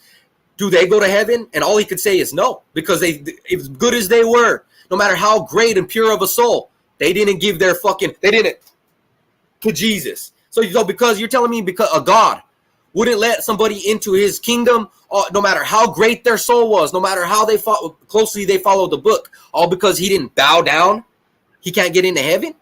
My grandparents are going to hell because they didn't go to church every day, even though they gave every fucking dime and the shirt off their back to people. They can't go to heaven. Yeah. Well, I think this, man, I don't know who's going to heaven. I think we're going to see people that you would realize there's people that you would never think would be in heaven. And then there's people that I got another thing I got to say. At the same night, he told me, sorry to interrupt you, but this one threw me hella off too. Because my parents are gone, right? I want to see them more than anything in the world. You know what also he told me? He says, in the Bible, it says we will not know each other in heaven. Who the fuck wants to go to heaven if all the people you love them past, you don't know them? They're the same as a stranger. Oh, I got love for all of you, but you're not my father no more. You're not my sister or my son no more that I lost. You're just an individual. Yeah. It's in the Bible, we will not recognize each other as mother, as father. And I think honestly, like we don't even know what heaven's gonna be like, right? I just know that we're gonna. I'm gonna see my loved one. I'm gonna hear him. Bro, you ain't got no eyes. You ain't got no mouth. And we're gonna be made brand new. no pain, no diseases, no nothing. We're gonna be made brand new. But I can't say I don't know what heaven is. You know what I'm saying? I'm not gonna try to paint a picture of what we're gonna do this. I just know we're gonna be made brand new. Who says that you might not see your people? I don't know. You know what I'm saying? In the Bible, there's a lot of things in the Bible that don't add up, though. That's what I'm saying. I have a great memory. I'm the type, if I read a line and then somebody says something different 10 years later on stage, like a priest, I'll stand up and tell them, whoa, that's not what it said in the Bible. You know what I mean? Like, because I read that motherfucker. And then also, too, I read, but here's where shit kind of throws me off, right? Listen to this. So I read the Book of Mormon, right? I read it, too. Then I read the Quran, right? That's the book, the Muslim. And you know what's crazy? Same fucking story. The book of Muslim, a guy goes into the woods, a guy named John Smith, and he's their prophet. And he gets, basically, God speaks to him through the trees, right? In Christianity, a guy named Jesus goes into the desert, and Jesus spoke to him through a burning bush. Yeah. In the Quran, a guy named fucking Muhammad went into a cave, and God spoke through him on the cave walls. Exact same story, just different places, different guy, different prophet. Now, the way that they worship and they do things are a little differently, but the story that brought their prophet to them, writing either on the walls, through the trees, or in the desert, it's all the same, bro. Same story written in a different book. I was going, hey, look, you got the same Book of Mormon, just different names. You were like, it's interesting. It's interesting. It's weird. It's just weird. Nah, I feel it, Rodham.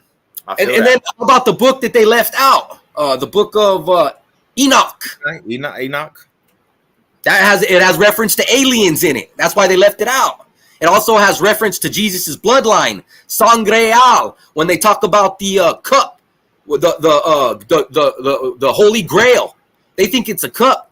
But in Spanish it translates to sangre real, which is not sangreal, or it's blood, the royal blood. It means, which means they believe that, which would throw everything off. But if you read deeply in the history books, they believe Jesus had a wife and a child with Mary. So that would fucking lead to him having fucking sangreal, blood of Jesus. Yeah, and that's all. They took it out. They took the book of Enoch out of fucking the Bible altogether. Yeah. No, I feel you. I understand where that aspect could come, but I also know that sometimes God puts a protection that, that stuff that's not supposed to get out there. It's just like the aspect with the spiritual warfare. Like, a lot of people there's a lot of people that are not supposed to be, that are supposed to see this aspect of the spiritual warfare. It's not for everybody, bro. You know what I'm saying? Because it's stuff that, bro, will break down the average person's mind, homie. You know what I'm saying? So I don't know. So my mom got COVID, right? Yeah. She was feeling fine. Within 1 week, she's in Albuquerque. She goes into a coma, right? She's there 1 week, has chest in her veins. So my mom, remember I tell you, my auntie's very Catholic, right? They're very, very, they will go to the same church that their grandma fucking went to. Yeah, definitely. When she was younger. So they know, they're like a family. All the cousins grew up together, all of the church. The mothers know each other, the aunties, the grandmas still sit together at the pier. You understand? That kind of a church. They had the power to bring out 900 motherfuckers. Couldn't get somebody in the parking lot of the church. They had fucking balloons flying, signs, fucking candles. I looked out that window and I smiled. You know why? Because I said, if there's any Jesus, Mary, anything, how can they miss this? How can they miss this? Not a fucking plane can miss this. Jesus can hear this prayer. She died 2 days later. There ain't no fucking power in prayer, brother. There ain't no power in people coming together. Shit happens by choice. So either you get hit with that bullet, some guys die from 1 bullet, some guys live after 20 bullets. It has nothing to do with Jesus. So let me give you a testimony of prayer though, because I'm gonna actually argument this aspect that there is power in prayer. I never seen it. That's all I'm say. No, and that's what I'm saying is like my aspect is coming from experiments, not experiments, but examples in my life that I've witnessed and I experienced. My baby bro, this year, they shot that fool 4 times, right? Shot that fool 4 times and left that fool in an alleyway, bro. He he absorbed blood in his lungs, homie. My mom woke up exactly at the time he got shot, and something told her to start praying. And you could ask my mom, physically in her mind, she woke up at the time he got shot. She started praying, and all of a sudden there was a call that went out to. This is not a coincidence, because it's not a time that you're gonna wake up and a voice is gonna say, "Pray for your son right now." The paramedics got there, right? He's dead pretty much, homie. The church has a feeling something went down. Members of the church called mom, like, what's going on? They started praying. My brother was not supposed to survive, Rada. He was not supposed to survive. He goes to the hospital. He's in a coma state.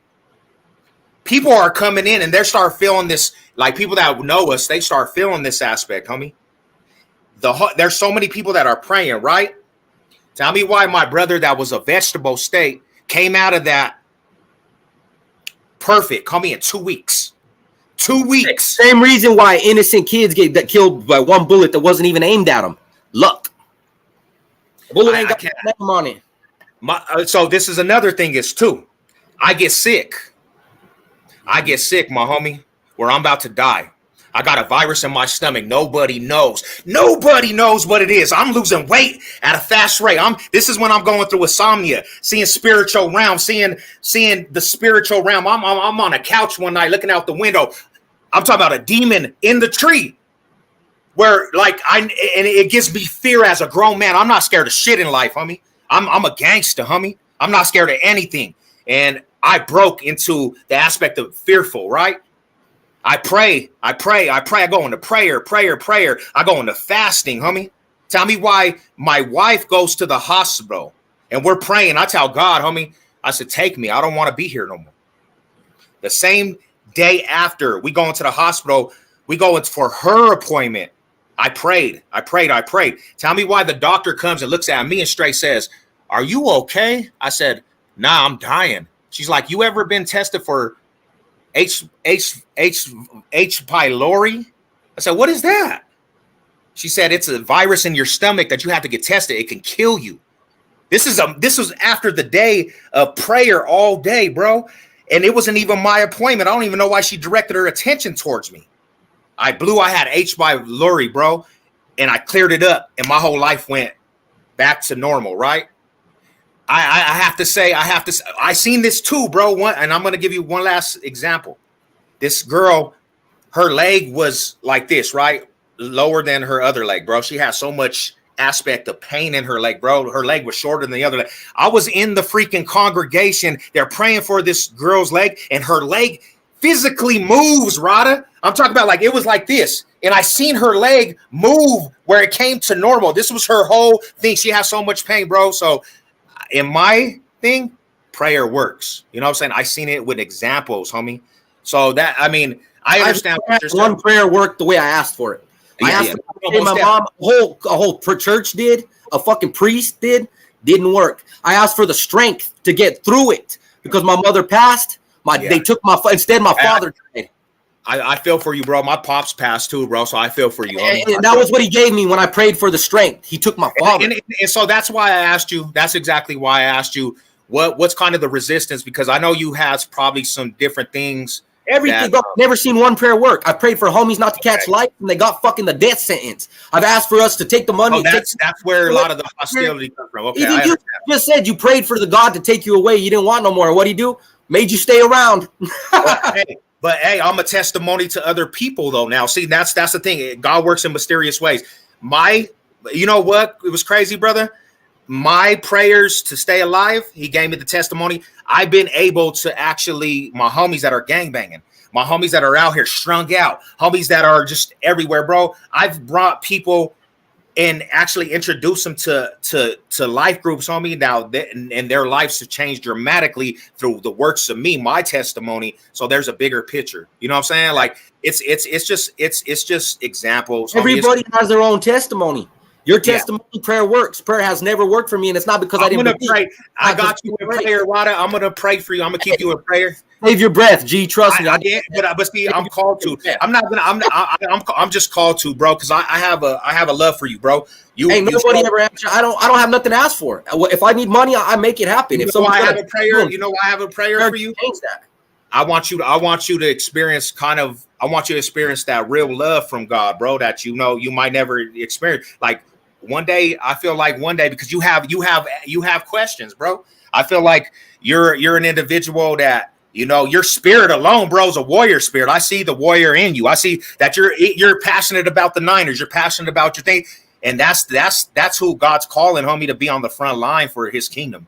And that's my prayer. But hey, like I said, prayer never worked for me to the fact to where I don't even fuck with it. Why? If everything you ever prayed for, nothing ever happened, why would you continue doing it? Yeah, waste your time. If you pray for people to heal and they die, if you pray for fucking money and you stay broke, if you pray for a chance in life, strength, and then he beats you down more, fuck, I'm good on the prayer. I'm good with that. Let the people that it works for continue, and I'll continue struggling. Now, understand something. That doesn't say I don't believe. But then again, I'm not going to say I believe in this or that. Because if I say I believe in Jesus Christ, now I'm shutting out Hinduism. I'm shutting out Buddhism.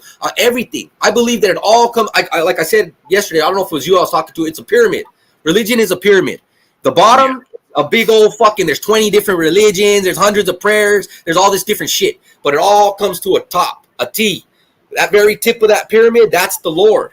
Well, we all trickle down different ways to the bottom of the pyramid. Some of us believe in, okay, so let's say you do believe in the Son of God, right? I mean, the God, Son God. Not the God of Son of God, but a Son God, like Vishnu or something, right? What's wrong with that? What's wrong with respecting what God has given you for your plants to grow? Without that sun, you die. So I could see why somebody in the past would worship the sun, because Jesus isn't walking around handing out fish. The sun. Now, let me ask you a question. In the Catholic Roman Church, the sun God, that was that, because there was a lot of paganism. Paganism. So that right there, everything that didn't have to do with Jesus Christ was pagan. Yeah. And Jesus Christ didn't come until fucking, thousands of years after man had already been roaming this earth.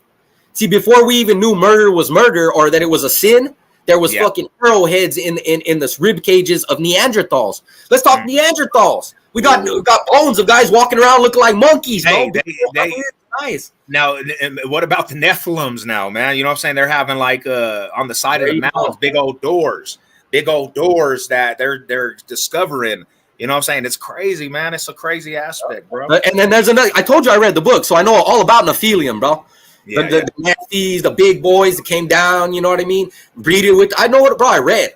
That's a lot of funny thing is a lot of guys. I go to church sometimes and they start talking this shit, and it doesn't match up with what's in the Bible. Like I read, trust me. I decided, fuck, I don't want to hear nobody's hearsay. I'm gonna go straight to the word and study it. And then I listen to the fucking priests, and they say shit that don't even make sense. It's not even in the Bible. Well, and that's the thing about it is, and that's why you have to be very careful who you listen to that's leading, because there's cults out there, bro. There's people that have made people follow them to islands and gave them Kool-Aid with poison in it. Like that's how we got Christianity and Catholicism. Poisoners coming fucking forcing it. Yeah, you can maybe now you say like you or my auntie, I choose to be Christian, but you didn't choose it in how you got it wasn't choice. Christianity isn't in America by choice. Same way Catholicism isn't in Philippines or in South America by choice. That was force. That's what I'm trying to say. You're a Christian, you have a Spanish last name, it became on you by force. Now you may choose to run with it and say, I want to go to church, I believe in my God, but how you got it was you're gonna fucking believe in this God or we're gonna blow your head off. That's how your ancestors I didn't have to experience that. You know what I'm saying? I just ancestors did. We're both Spanish. Yeah, no, most definitely. I was around a good aspect of support through the church. I was a teen in the teen group at church.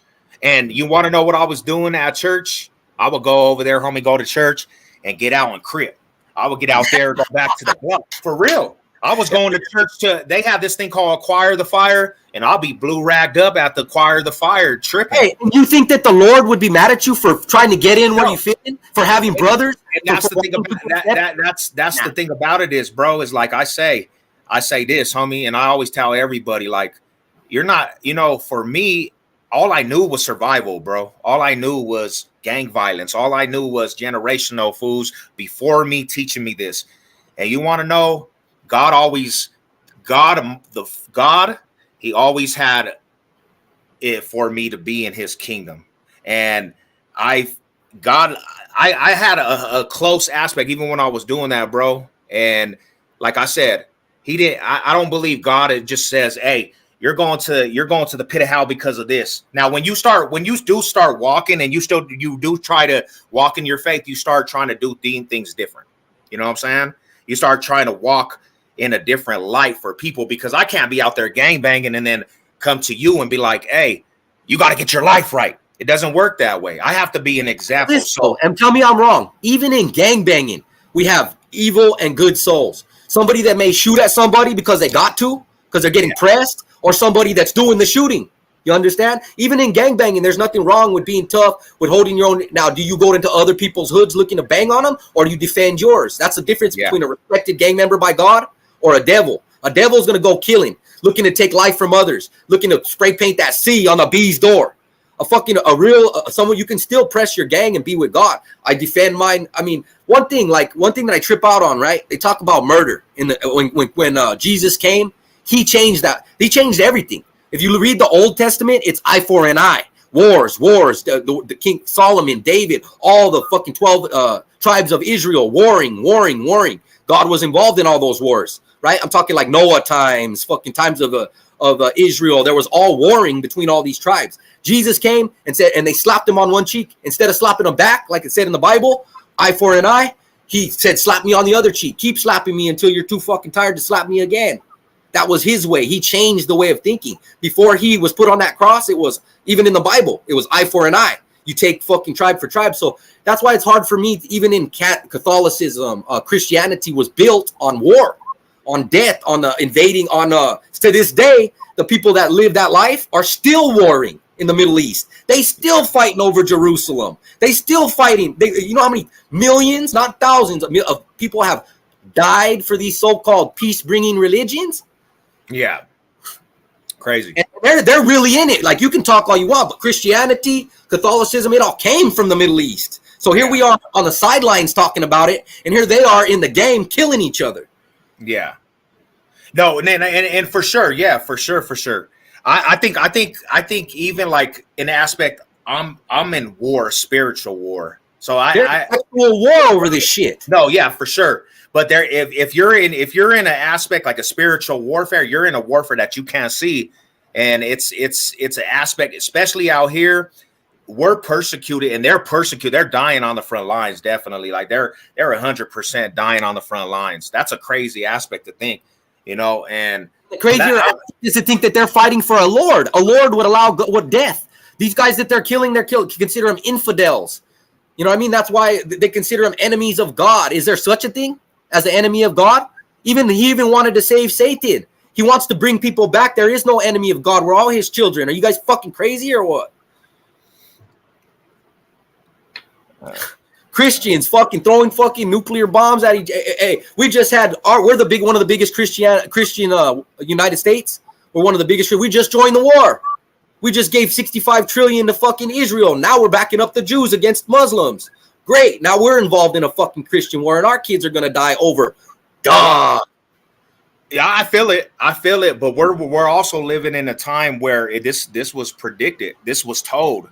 Because when people when the people turn their back on the aspect of God, bro, this is the actions you're gonna get. It's gonna domino effect to this. And this is the one she says right here: our works, both bad and good, will be judged. But yet it says if you repent, all sins will be forgiven. How can you be judged on shit that you got forgiven for? No, once you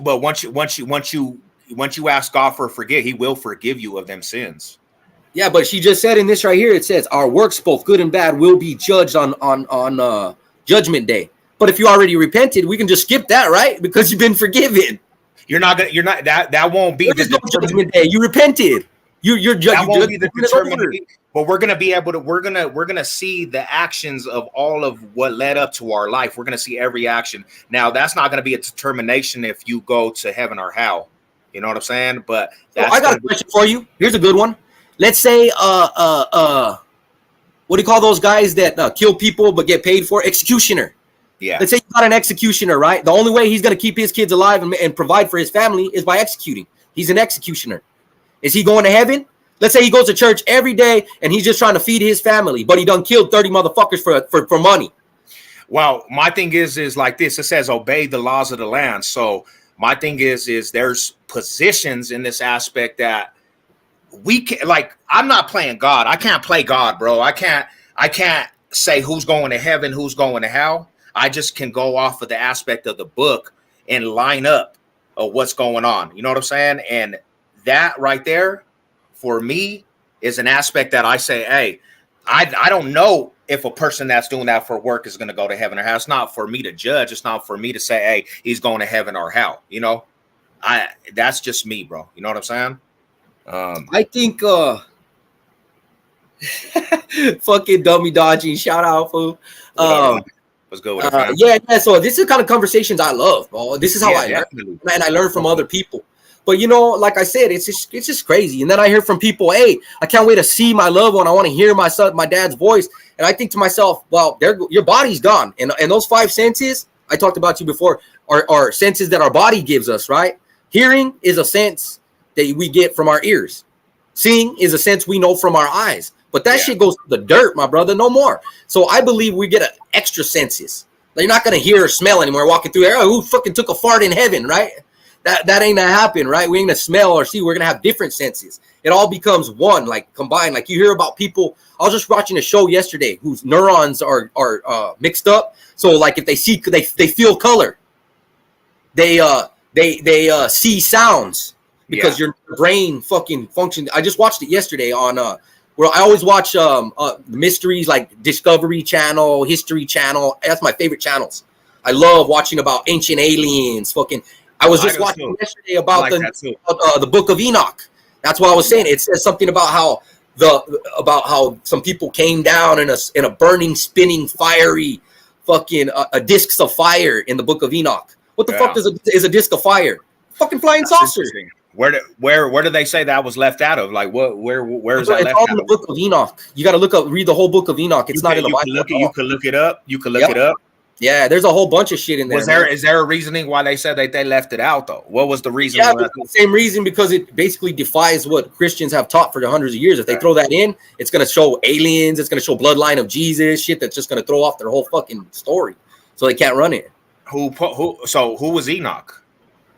He was one who wrote this book. Now he was one of the like related to Abraham, one of his sons. Abraham, Enoch, fucking Isaiah, they're all around there. All the Izas, Azaz, Azus. I feel it. But you know, there's just so many questions. Like I said, it just doesn't. A lot of it that they can't be answered. Like you said, you're not God. You can't answer them, and I'm sure some of them can be. It's not for us to know. Like in the songs, like in country songs.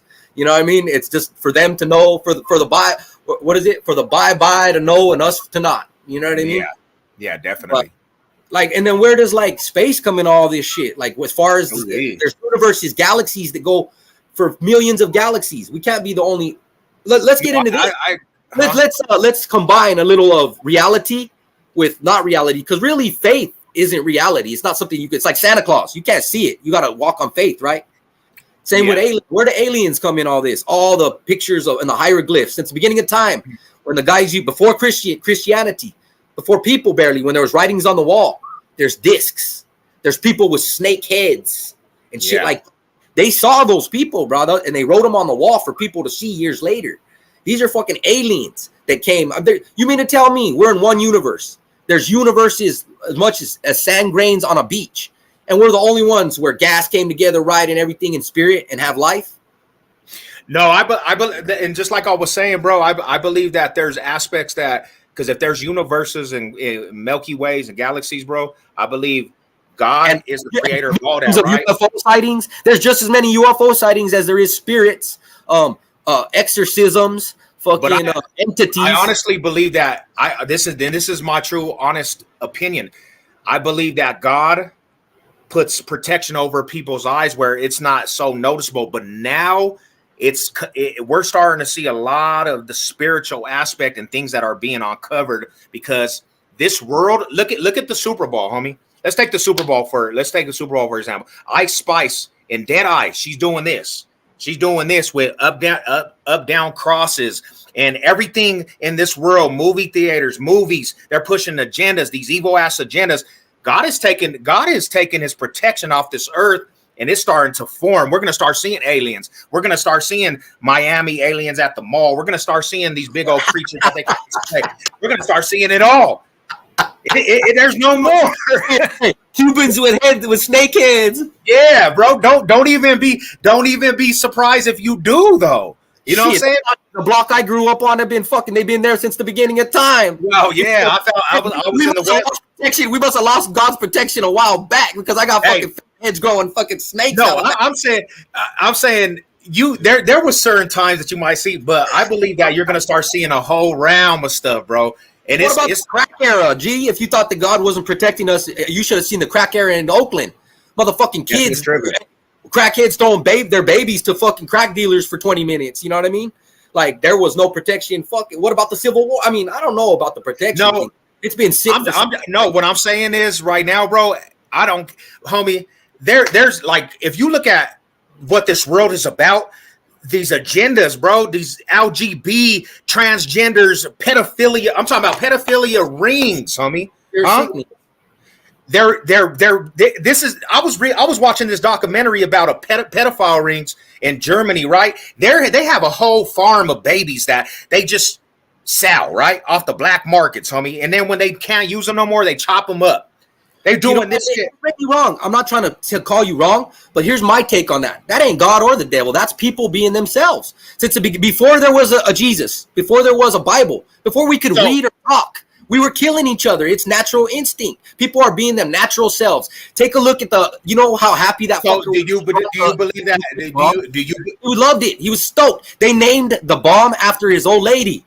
Fucking Elaine or Elena or something. They were smiling. Pictures of them dropping that nuclear bomb.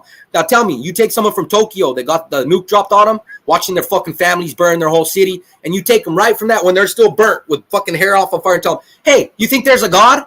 What do you think they're gonna tell you? So you all right, let me ask you a question. So you don't believe in this era that stuff that we ain't never allowed, homie. They're allowing in this, even in this country as we speak. Bro, you don't believe that there's new agendas that are being forefront? You think that this era right now is the same as the era from 20 years back? You believe that? You believe? No, I believe it's getting worse, but because humans get worse. But I'm telling you, bro, it's because God. It's because the agenda. Because we're living in the end times, Rada. We're living in the end times, and the thing about it is, bro, there's stuff that I see on a daily basis, regular basis, homie, that we would have never allowed. And it's because of the simple fact is everybody's pushing this God aspect and making God out to be this bad aspect. You got everybody. What's the number one thing that is an attack on Christianity? This homosexual agenda, homie. Do you understand that was a blessing between life and a man and a husband? Of course, if they get their way, that's the end of mankind. Fucking, we won't breed no more. Hey, fucking, that's what I'm saying. Around holes, brother. You know what I'm saying? Hey, shade up, G. Hey, let me grab my bong, bro. I'm having fun. Hey, let me know. I got the day. I can stay on here a little bit more. I got to go to the gym, but we chop it up for a tad bit more. I'm just gonna grab my fucking smoker. No, you're good. You're good. What up, Rada? What's up, dummy dodging? What's up, my homie? How you doing today? Here's the only thing, though, that fucks me up, though, right? Is that a lot of people become blinded by religion. They will say they won't even ask questions. They won't ask questions. I agree with you. They throw everything towards God, and those are the people that I like to ask questions to. I agree with you, man, because like me, that's one thing I hate. And I was telling my wife this the other day. I said one thing I cannot stand is the separation between everybody's belief, even in the Christianity aspect. You got, like you said, Baptists, You got Episcopalian. yeah, you got this. You have, and it's a war. It's a war entwined with the same thing. We're all striving for that same thing, and we made it out to separation. Us guys looking for wisdom, looking that's for what I'm saying. And I told my mom this. I said, a person that's looking for answers, what does that look like to them? That's not like I'll tell you right now. It looks like a bullshit. It looks like a bunch of fucking phony bullshit. You guys are all fighting amongst each other. Nobody really cares about God. That's how I said this. I just have said this to my mom the other day, bro. Just what you said. I said this. All that in-house war to an outsider looking for answers, bro. Nobody's gonna want that, bro. Even the Middle East. What do you think the Middle East makes us think? Holy shit. Yeah. That's crazy, brother. Part of that, and if there's a God that would allow people to kill themselves in his name, I don't want nothing to do with him either. It's wild, homie. It's wild. Nah, but hey, little 5-year-olds getting blown up, hey, because of Allah. If there's any God, ours or any other, that would allow that to happen in his name, I'm good with him. Don't want to meet him. That's why I don't do the politics of that, because I've been in a church that was politic, like they have politics, bro. And I try to stay away from like any politics in the church aspect, because that can be a distraction. For me, it's just, Christ-like. I try to live now, because I came from toxicness, man. And I know a lot of us, we're from the inner neighborhoods, bro, where everything's toxicness. I still want to sell dope because the shit's so fucking easy. It's messed up out here, That's all I know, bro. I can break down a fucking pound to an ounce to a 28 to a 7. You know what I mean? To a 1 gram. Bam. Yeah. You know what I mean? And that's good money. That's easy money. It never lays up. But guess what? It's just fucking. It's always gonna fall on your face. You're gonna fall on your face. Nah. And then what about, like I said, drugs? That's another thing. See, that a lot of those are in the Bible as like Bible, right? God or Jesus, one of his first miracles, turn water to wine. Get fucked up, people. Party. Yeah. He would have turned a bunch of fine wine into water if he wanted you healthy and not getting fucked up. I think, honestly, people do go overboard with it. Oh, yeah. Hey, what do they call that in the Bible? Not gluttony. Gluttony. Over drinking, overdoing it. That's one of the first things I was taught when I was young. You can do drugs, bro, in moderation. That's what my parents taught me. A right time and a place. You want to bust a little line of yay and smoke a big blunt? Do it on Friday night. You don't do it every day before work, every day after work, because then you're an addict. You save that as a treat. Because guess what? Somebody put the seeds there. All seed-bearing plants were meant for mankind to use. John 3:16. That's fucking cocoa plants, poppy seeds, and fucking hair and weed. It all comes from seed-bearing plants. It's in the Bible, my friend. Nah, I feel you, bro. It's just, I don't know, man. I believe in the aspect, homie, that you got to have discussions like this to have understanding and stuff, man. And this was cool that you came on here, man. We got to discuss, I just want to make it clear. I do believe in the Jesus, because one thing you'll learn if you look into it, he's a historical figure. It's not faith. He's not Santa Claus made up. He walked the earth. He had a name. He's from a village. He's got a mama and a daddy. His father, they don't know the father. That's why it's supposed to be God. That's one of the reasons why I'm so into that, is because it's history. Jesus walked the earth. Jesus was crucified. These are facts.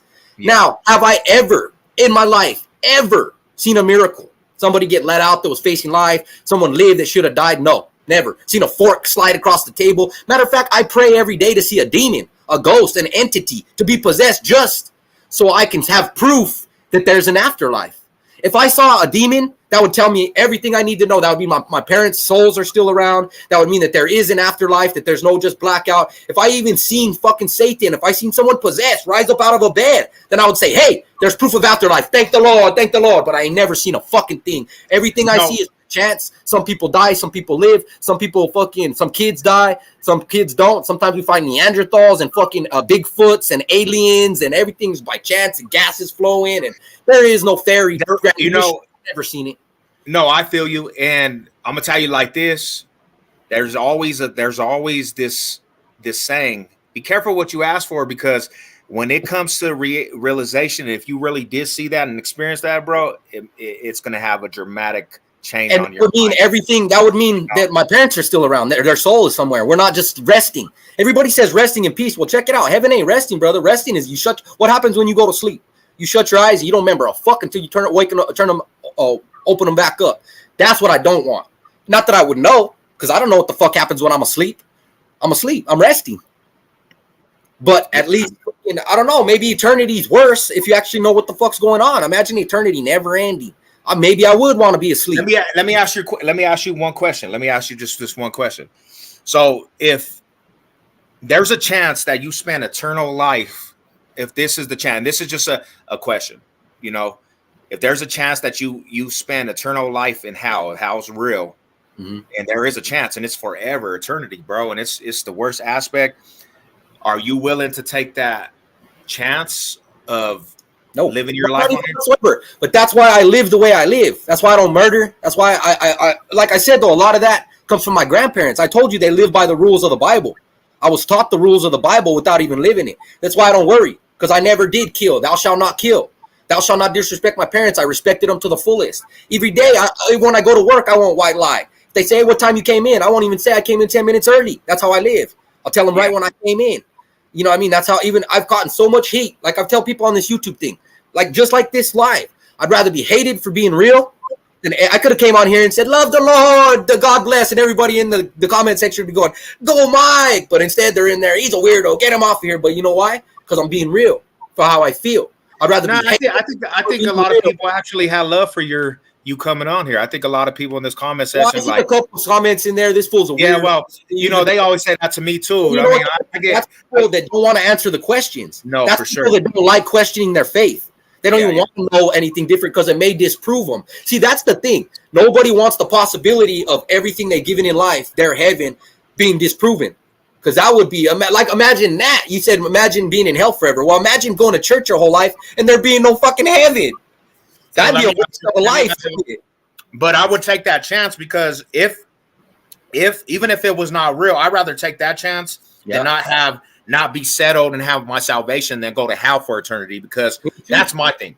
You know what I'm saying? I believe there's a God. We were created. I don't know if Jesus Christ was exactly right, but somebody created all of it. Let me say like so a person that's firmly in his walk and he believes like he's 100%. I don't think you can shake their belief system. You know what I'm saying? Because it's just like, for me, ain't nobody ever going to be able to like change my views on it, because I experienced what you said you haven't experienced. What if a plane came down and aliens got off?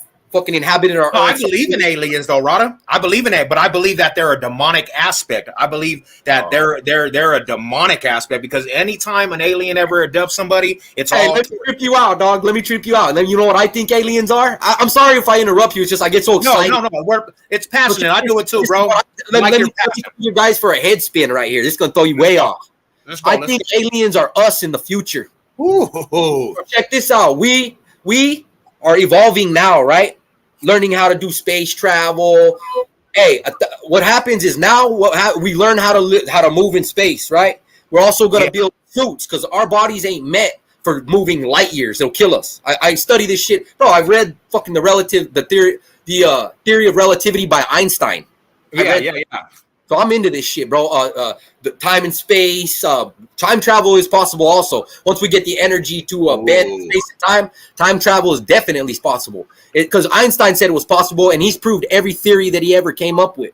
Yeah, definitely. Gravity to whatever. It's possible by science. This is where energy from black holes, energy, atomic energy comes in. We ain't talking about the Raider black hole. We ain't talking about the Raider black hole. That's not what we're talking about. No. You see, all that, nobody even knows what's on the other side of a black hole. Maybe that's heaven. Ooh. You don't know. But here's the thing, though. So I think aliens, right, are us in the future. We now are learning how to leave this planet, right? Leave the planet, fucking put on suits that can take us farther. So what we do is we're going to make half body, half genetically in the future. We're going to leave here now. We're going to make spaceships to go fucking in light years. And when we do, we're going to start making suits, right, that look like aliens did. We're still sitting in a universe somewhere. We send off our avatars, as they're called. That's what's coming to us now. Us from the future. Avatars, aliens, right? That can sustain fucking travel for millions of miles, right? Our bodies can't do it. So we have avatars, these aliens, us from the future, coming back to give us our technology that we know we need in order to fucking prevail in the future. We are those beings. Those aren't real humans. They don't have brains. What you're looking at there are avatars that we control so we can travel light years in the future. You understand? That's what it so is. let me ask you a question. What why do you think people that get abducted, they're tortured instead of, you think that they're just like, what are they doing? They're just torturing? Some people say they're tortured, but most people say they don't feel pain and shit. They're just being observed. They're checking out the way our bodies works, making sure we're good, because maybe that's how they figure out how to make our suits. But we checked our bodies in the future. We also got to make sure we don't blow ourselves up. If we blow ourselves up now, there's no future for us. We know that. Those suits come back. If we're playing with nukes, right? When we started playing with nuclear fucking, and we're also giving ourselves fucking, giving ourselves the technology we need to move forward from the future. It's a big loop, if you know what I'm saying. We go into the future with technology, and we coming back and making sure that we're not blowing ourselves up with nukes, basically babysitting ourselves to make sure we make it to the future. That's interesting. And also think about this, and this is going to fuck with the God people a lot. Immortality, bro. We're getting now to where they can make hearts. Make a heart out of fucking rubber, out of a silicone. Make a kidney. How long before they just make a whole body and you don't gotta die? They're gonna place you. Well, that's what I'm saying. Is that's the evil of people, man. They try to play God. Yeah, I agree. It was just funny you said that. I was just talking with my girl yesterday. They was talking about the cryogenics. Basically, they're freezing bodies all over the United States. There's over 150,000 frozen bodies as we are speaking right now, Seth. Dang, bro. In Phoenix, in LA, you know why? These are millionaires. Walt Disney is frozen. They froze this motherfucker. You know why they did it? Because 1,000 years in the future, when they can thaw motherfuckers out and give them a new body or give them a shot or some kind of shit to bring them back. Because I believe truly, where we're going with technology, they will be able to do it. They're going to thaw these fuckers out. But imagine if you went to heaven and you were chilling and you fucking got sucked out of there, bro, and back into your body, into the world. But I mean, that's a lot of ifs, man. That's crazy, man. Hey, but once upon a time, somebody sat back and said, if we could go to space, have we even went to space? Have we even went? Is NASA real? Or is it all just play? People said one day we won't have to walk if we had a vehicle that went 100 miles an hour. Everything starts with an if, player. Yeah, but I feel you. I feel what you're reality. I'm just saying like this, man. It's a crazy world out there. About frogs that do it. We ain't gonna be the first. There's frogs that go into. I study this shit. Trust me, I'm not like just throwing it out there. I find something, I get on the internet and study it. They got frogs right now, bacteria that's still frozen from fucking 10, 20,000 years ago.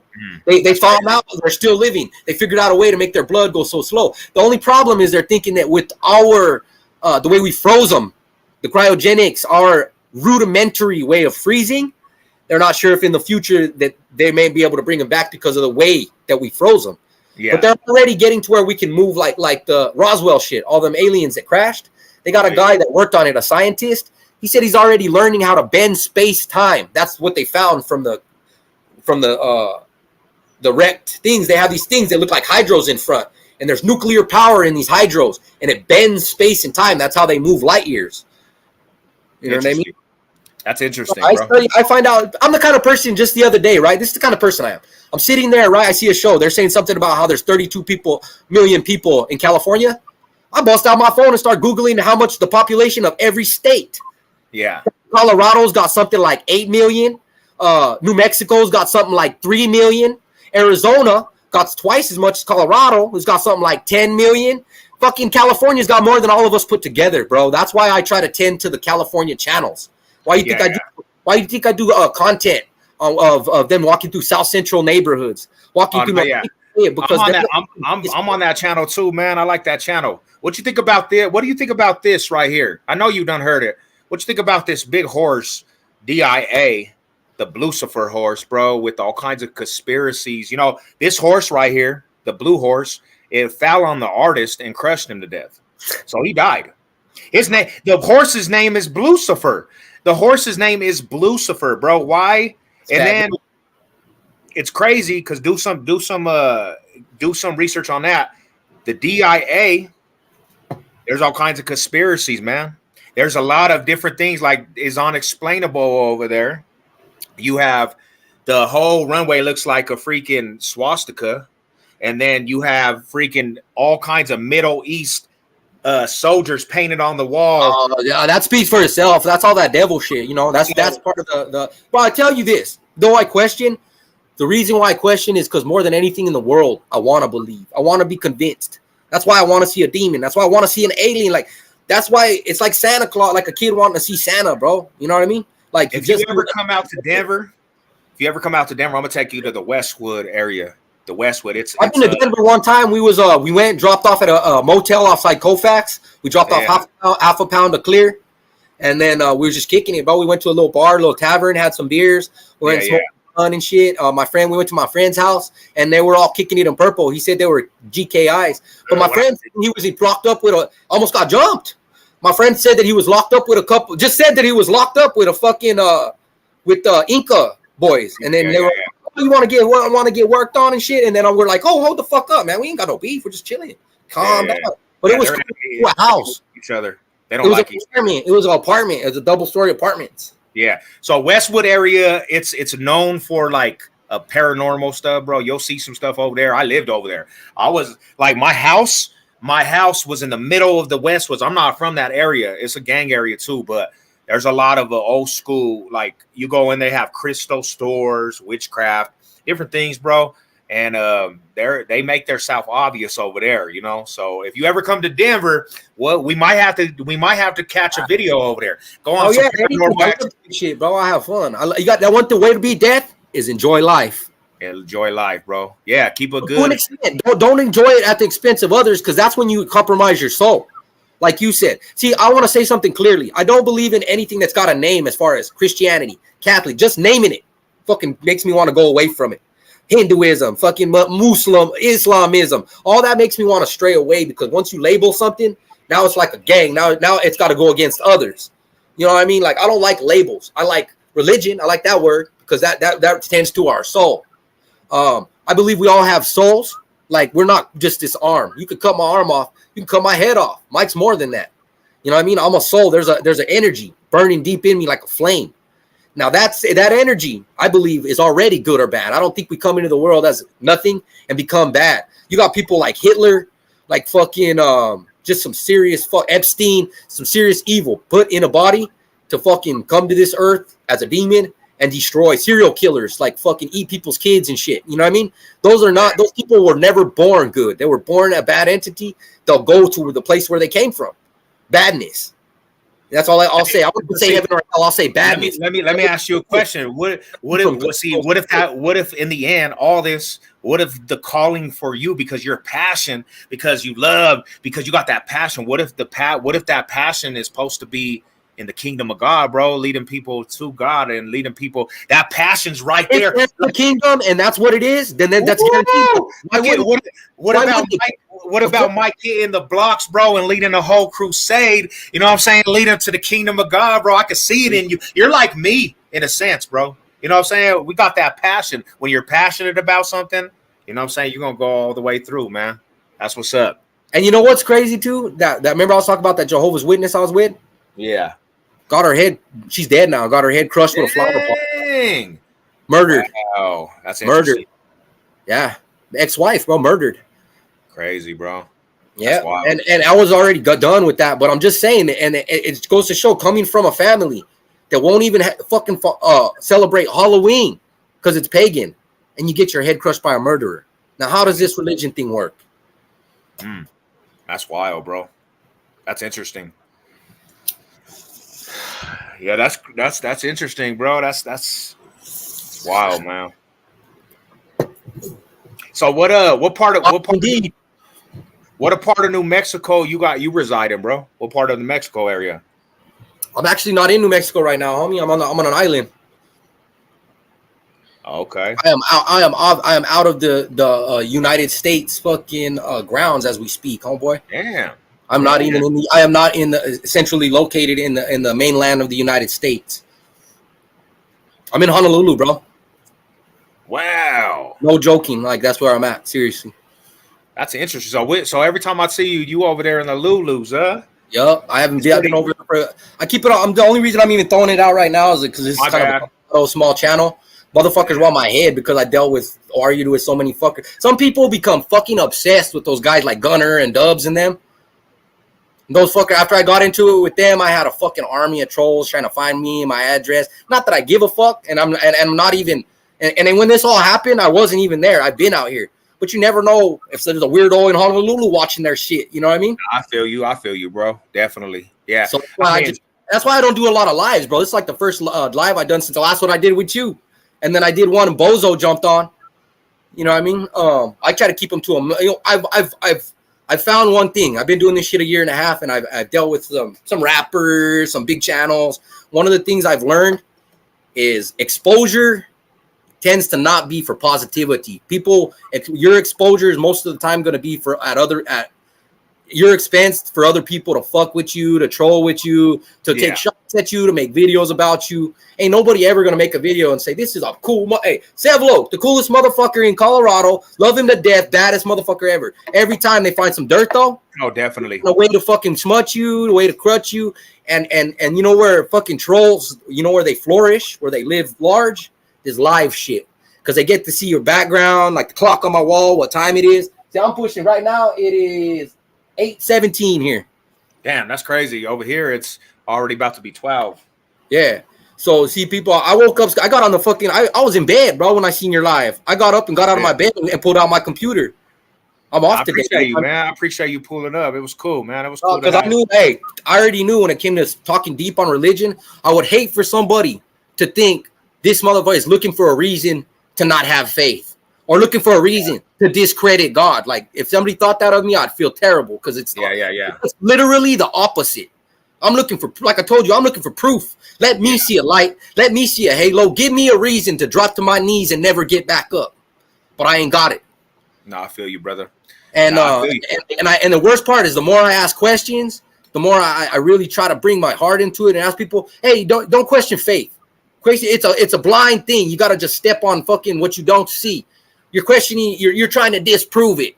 And then people like in the comments that are very, that are very strong with their faith. This guy's an idiot. They don't want to hear it, and which is good. Like I said, that's just like the Jehovah's Witnesses. Don't bring the bullshit around me. It ain't gonna do me no good, right? If you believe in your Lord, why are you gonna hear somebody? That's just blasphemy. Yeah. You know what I mean? And I'm gonna be like this, man. I think honestly, sometimes you need fellowship, especially like with because I had. There's been times, bro, where, I was like, hey, homie, like, God, like, really, honestly, bro, like, I need you to really, really show me, right?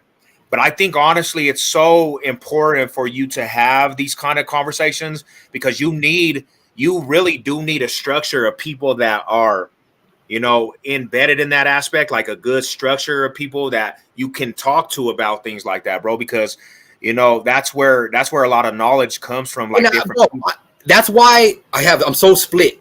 Because I wasn't around non-believers and people that were just bullshit, or else I would be completely unbeliever. I have been around people that were truly changed by faith. Friends that I thought could never stop banging. Or like Sir Dino type shit, but they're fucking God people. People like you that I wouldn't consider lying, talking about miracles. Addicts. I've heard people, I do this YouTube shit, right? I've heard addicts say they were on heroin for fucking 12 years, couldn't even get on a program and say prayers, and woke up the next day and quit cold turkey. That's unheard of. You ever heard of a motherfucking fan had for 10 years saying a prayer and never needed a methadone pill, never had to go to a program, just quit? That's wild, bro. That's wild. And then, you know what? On that same comment, 2 or 3 people said the same shit. Yup, power of the Lord got me through. And it's like, okay, methadone can't get you through. 100 of your homies can't, but the Lord can. That's wild. Give me some of that. But yet, I pray for a little strength and they take from me. I pray for healing and they die. I pray for money and it don't happen. I continue to pray, and I'm saying I still pray every day. My kids pray. We prayed for the Niners to win. How'd that go? But that's run by the craziness out there too, man. I know it sounds funny, but I prayed in my mom and dad's name because they were Niners fans and they passed on. I said, let these angels take them up and we win this game. Yeah, I don't know.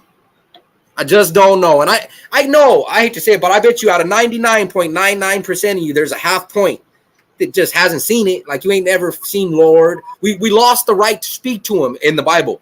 In that very, like you said, in that very garden. So without that direct line of communication, Noah used to speak to him directly, just the same way.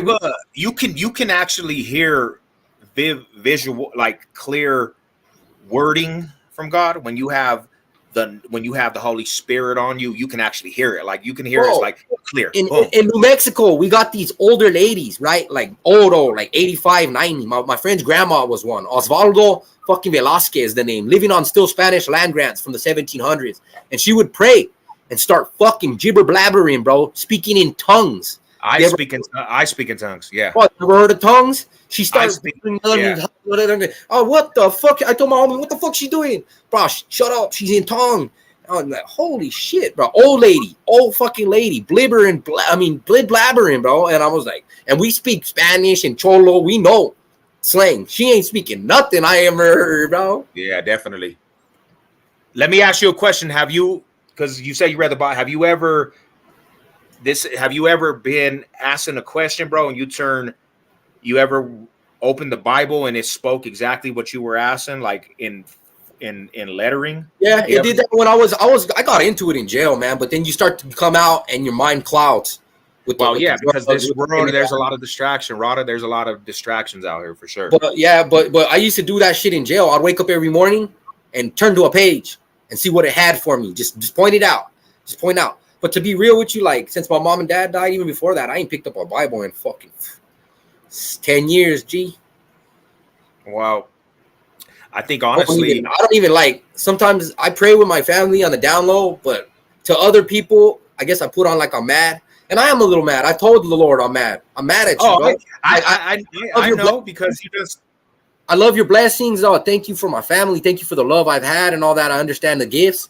But what about the wars? What about the people every day suffering? And you're telling me, oh, so you created us all as children and then gave it to the Lord, to the devil to play with?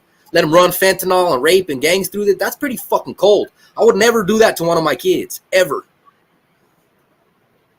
I want to have a talk with the Lord before he opens them gates. I'm gonna say, hey, let's have a sit down, homeboy. And you may just have to whip my ass. Yeah, no, I feel it, Rada. I feel it. There's a lot of why he let my mom go on this bullshit COVID. I could sense you. I could sense, bro. I can sense that you have a desire for, you know what I'm saying, understanding for sure, bro. But I will say, when I say you, I'm not saying Jesus Christ, and even God. I don't want to do that because then I exclude people. I become a gang member, a Christian gang member. I'm saying I like to say the creator, the power. Well, sometimes I'm gonna tell you like this. Sometimes you don't have control, and this is the thing. Sometimes you don't have control over that, and sometimes God's just gonna. Sometimes God gets people that have your demeanor, and He'll open your eyes. Let me tell you this: if He's a good person, which they say God is love, right? Could He be mad at me for not wanting to shun somebody's religion, for not wanting to disrespect another God? Hopefully, if that's the case, for not wanting to be what's that word? Fighting, not wanting to be what do they call that? Conflict maker. Maybe I don't want to be one of these guys that straps 10 pounds of fucking C4 to my chest. What if he has to use you to bring people like that to the light? Because there's a lot of people that are in darkness, bro. And what about? That's cool, but he can't hate me and my soul for wanting everyone to have the light, not wanting to shun out anybody, right? That's the only reason why I don't use terms. That's a genuine question for sure. Because it does. I know what it says in the Bible. Let's both say we don't know. The God is a vengeful God. Thou shalt not pray to a false fucking prophet. I know what it says.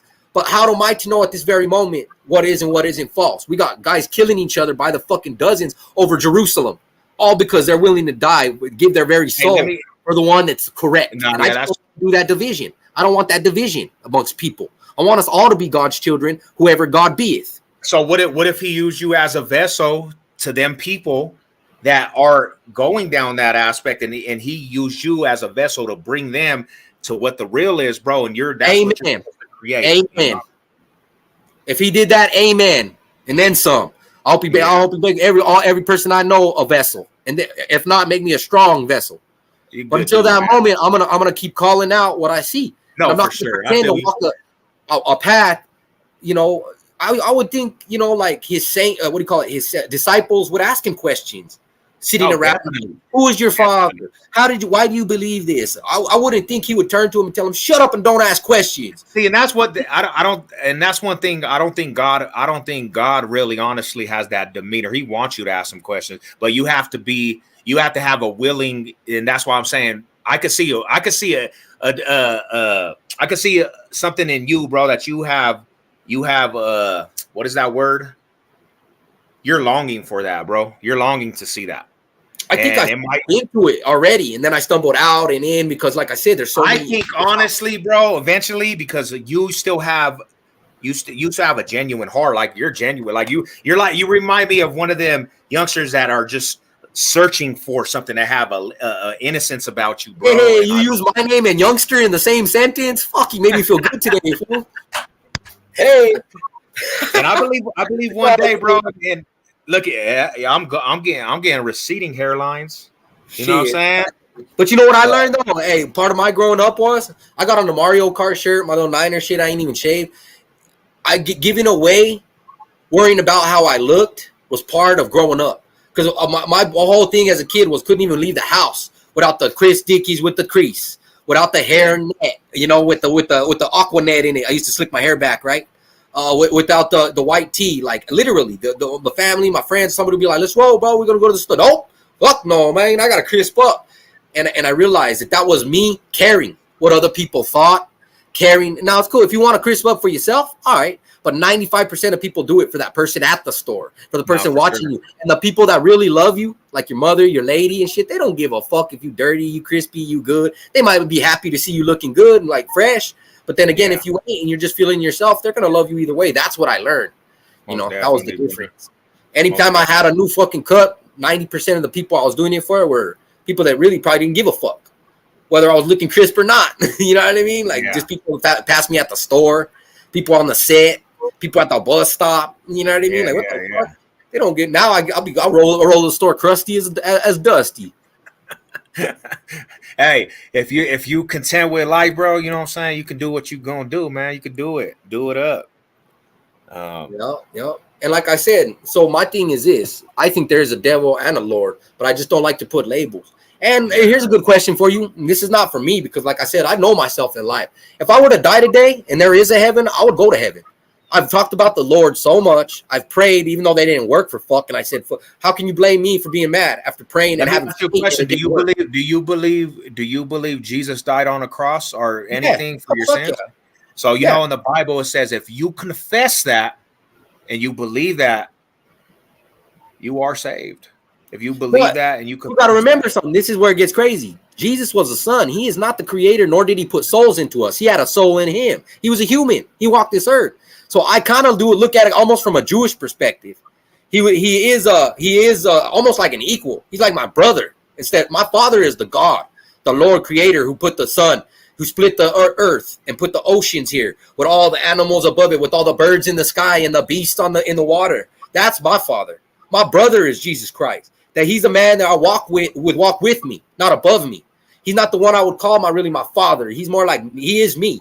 We and I and him. That's why we have the same spirit. He died for my sins. He didn't birth me.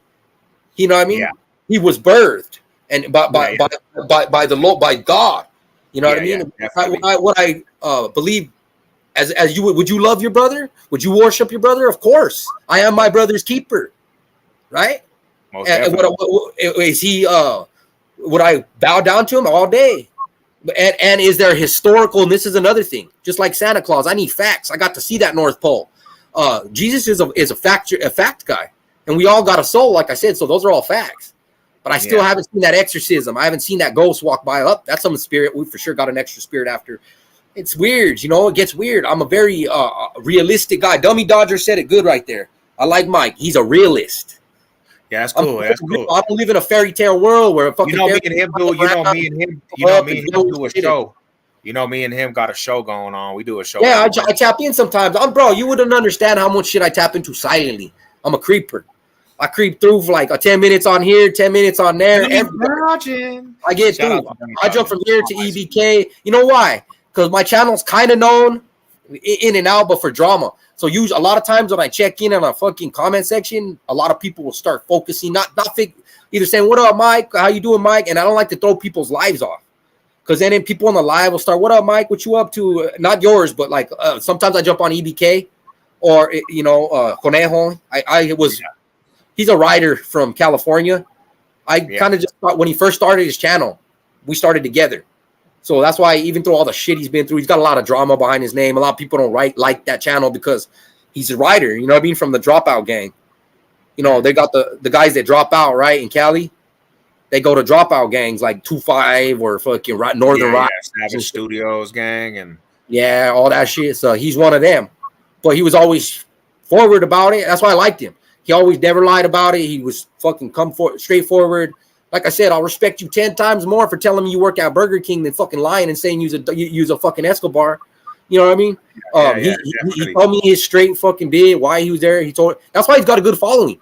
Because he never lied about it. A lot of people won't follow those fuckers' channels because they're just, even to me, I can't understand fucking going out of a gang and then joining another one. That's some weird ass shit. You know what I mean? Interesting, yeah. It's interesting, yeah. That's you know what that is. That's somebody that got kicked off the team when they wasn't ready to stop playing.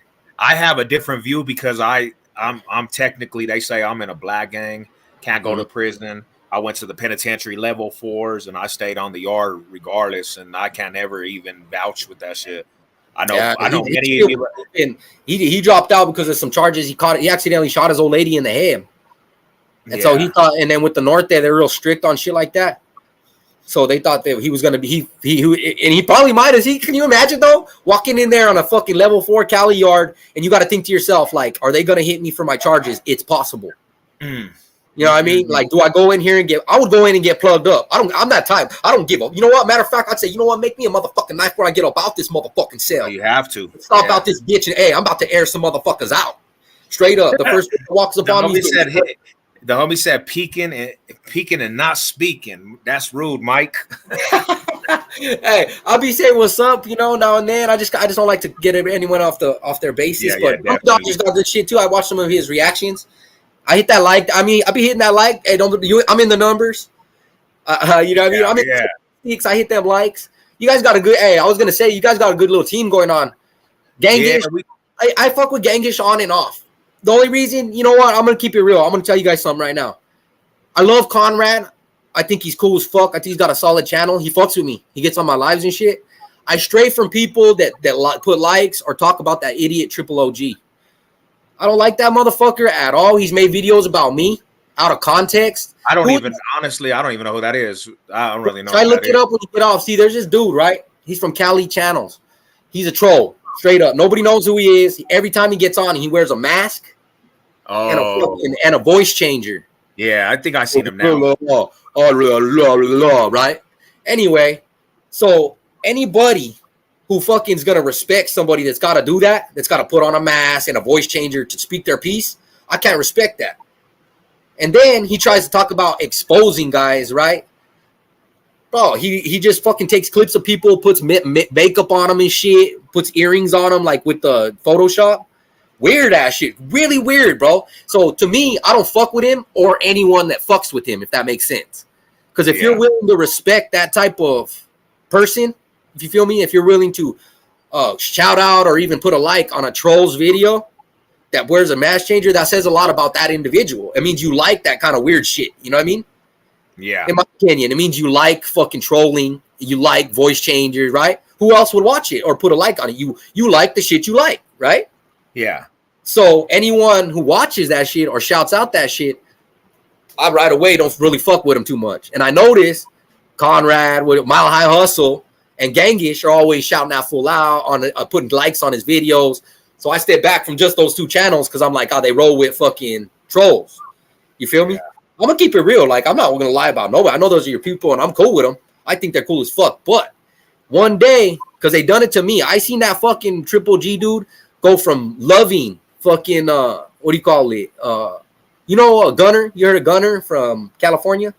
Collective. So I seen that fool fucking go from shouting out Gunner, loving him, to making videos about him, to going back loving him, to fucking, bro, it's one of those dudes that switches up. He's on people's videos. Even me. Hey, Mike Swirl, what's up? How you doing? And all kinds of shit. You know what he put me on blast for? Now tell me if you think this is weird. He watches everybody's videos, and then just to find something to clip out of them. Now that ain't fucking weird, dog. This is what he clipped on me. I said this. It was regarding the SPM situation, right? This is what I said. When I go into a strip club, right? If I go into a titty joint, right, or whatever, I do not. Not only do I not do it, but it's illegal to card the workers. You can't go up to a girl shaking it on the. You can't even touch them. You cannot go up to a woman on the stage, shaking it, and ask for her ID. You cannot go to coming in if there's a girl serving people without a top on. You can't ask her for ID. So all I'm saying, what I said, is if you I would never go into a club and ID a girl. I assume that the establishment is doing their job of IDing them and hiring correctly aged workers, or I wouldn't even go in. Oh, was she underage stripping at that joint? Yeah, his baby's mama, the one he knocked up when she was 13 or 14. He met her at Blue Flame Strip Club. She was working there under the false pretenses of a false ID. What did she look like she was older, or like? I've seen it on clip, bro. She looked like she was like 23, 24 years old, taller than him by like 6 inches, all built like a full woman. Now, whatever, but I'm just saying, you understand what I'm saying, though? You go to someone's working there, you can't ID him. Oh, he took that clip. He took that clip. We're talking about that weirdo troll. He took that clip of me and said, "Oh, Mike fucking likes underage girls. What a weirdo!" And does a big old clip of me.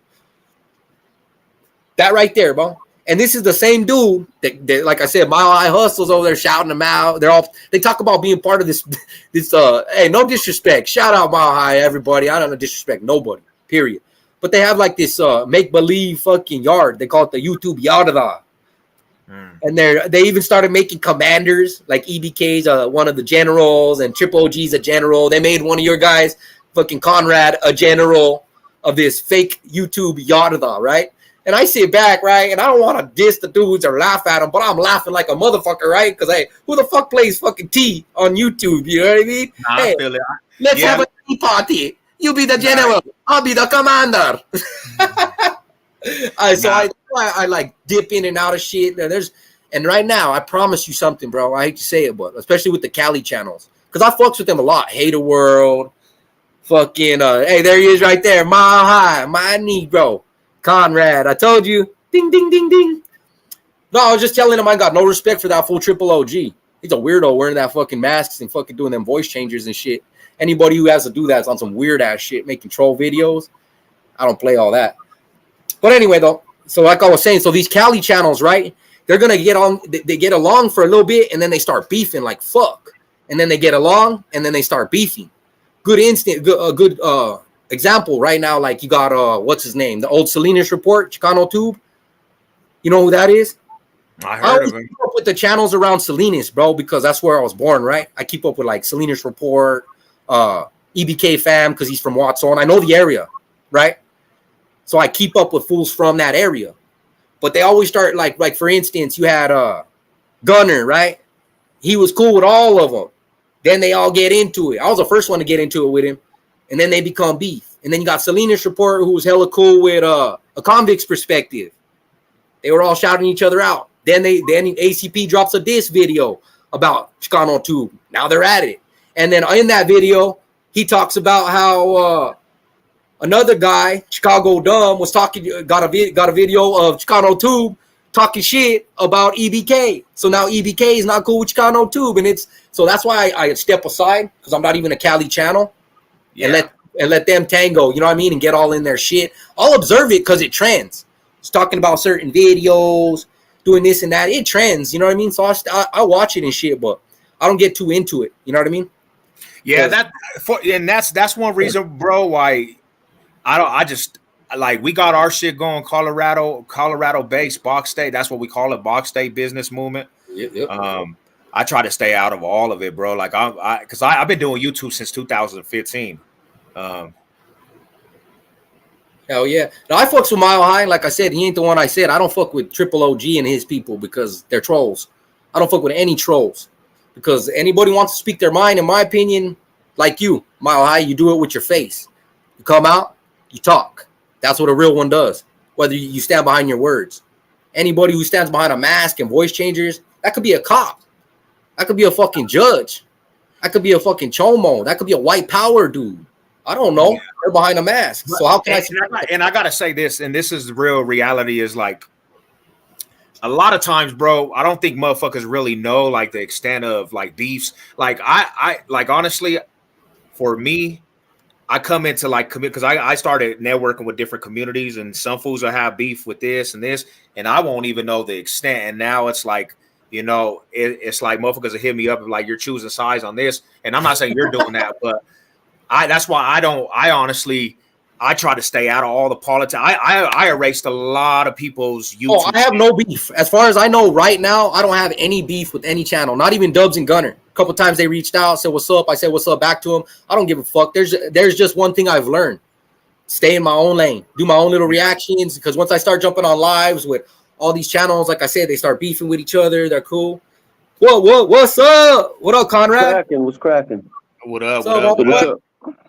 Nah, just fucking talking all kinds of shit. Aliens, fucking religion, fucking gangs, all types of shit this morning. Went a long way. It's been a long one, Mr. I just heard my name mentioned, so I'm seeing what's cracking.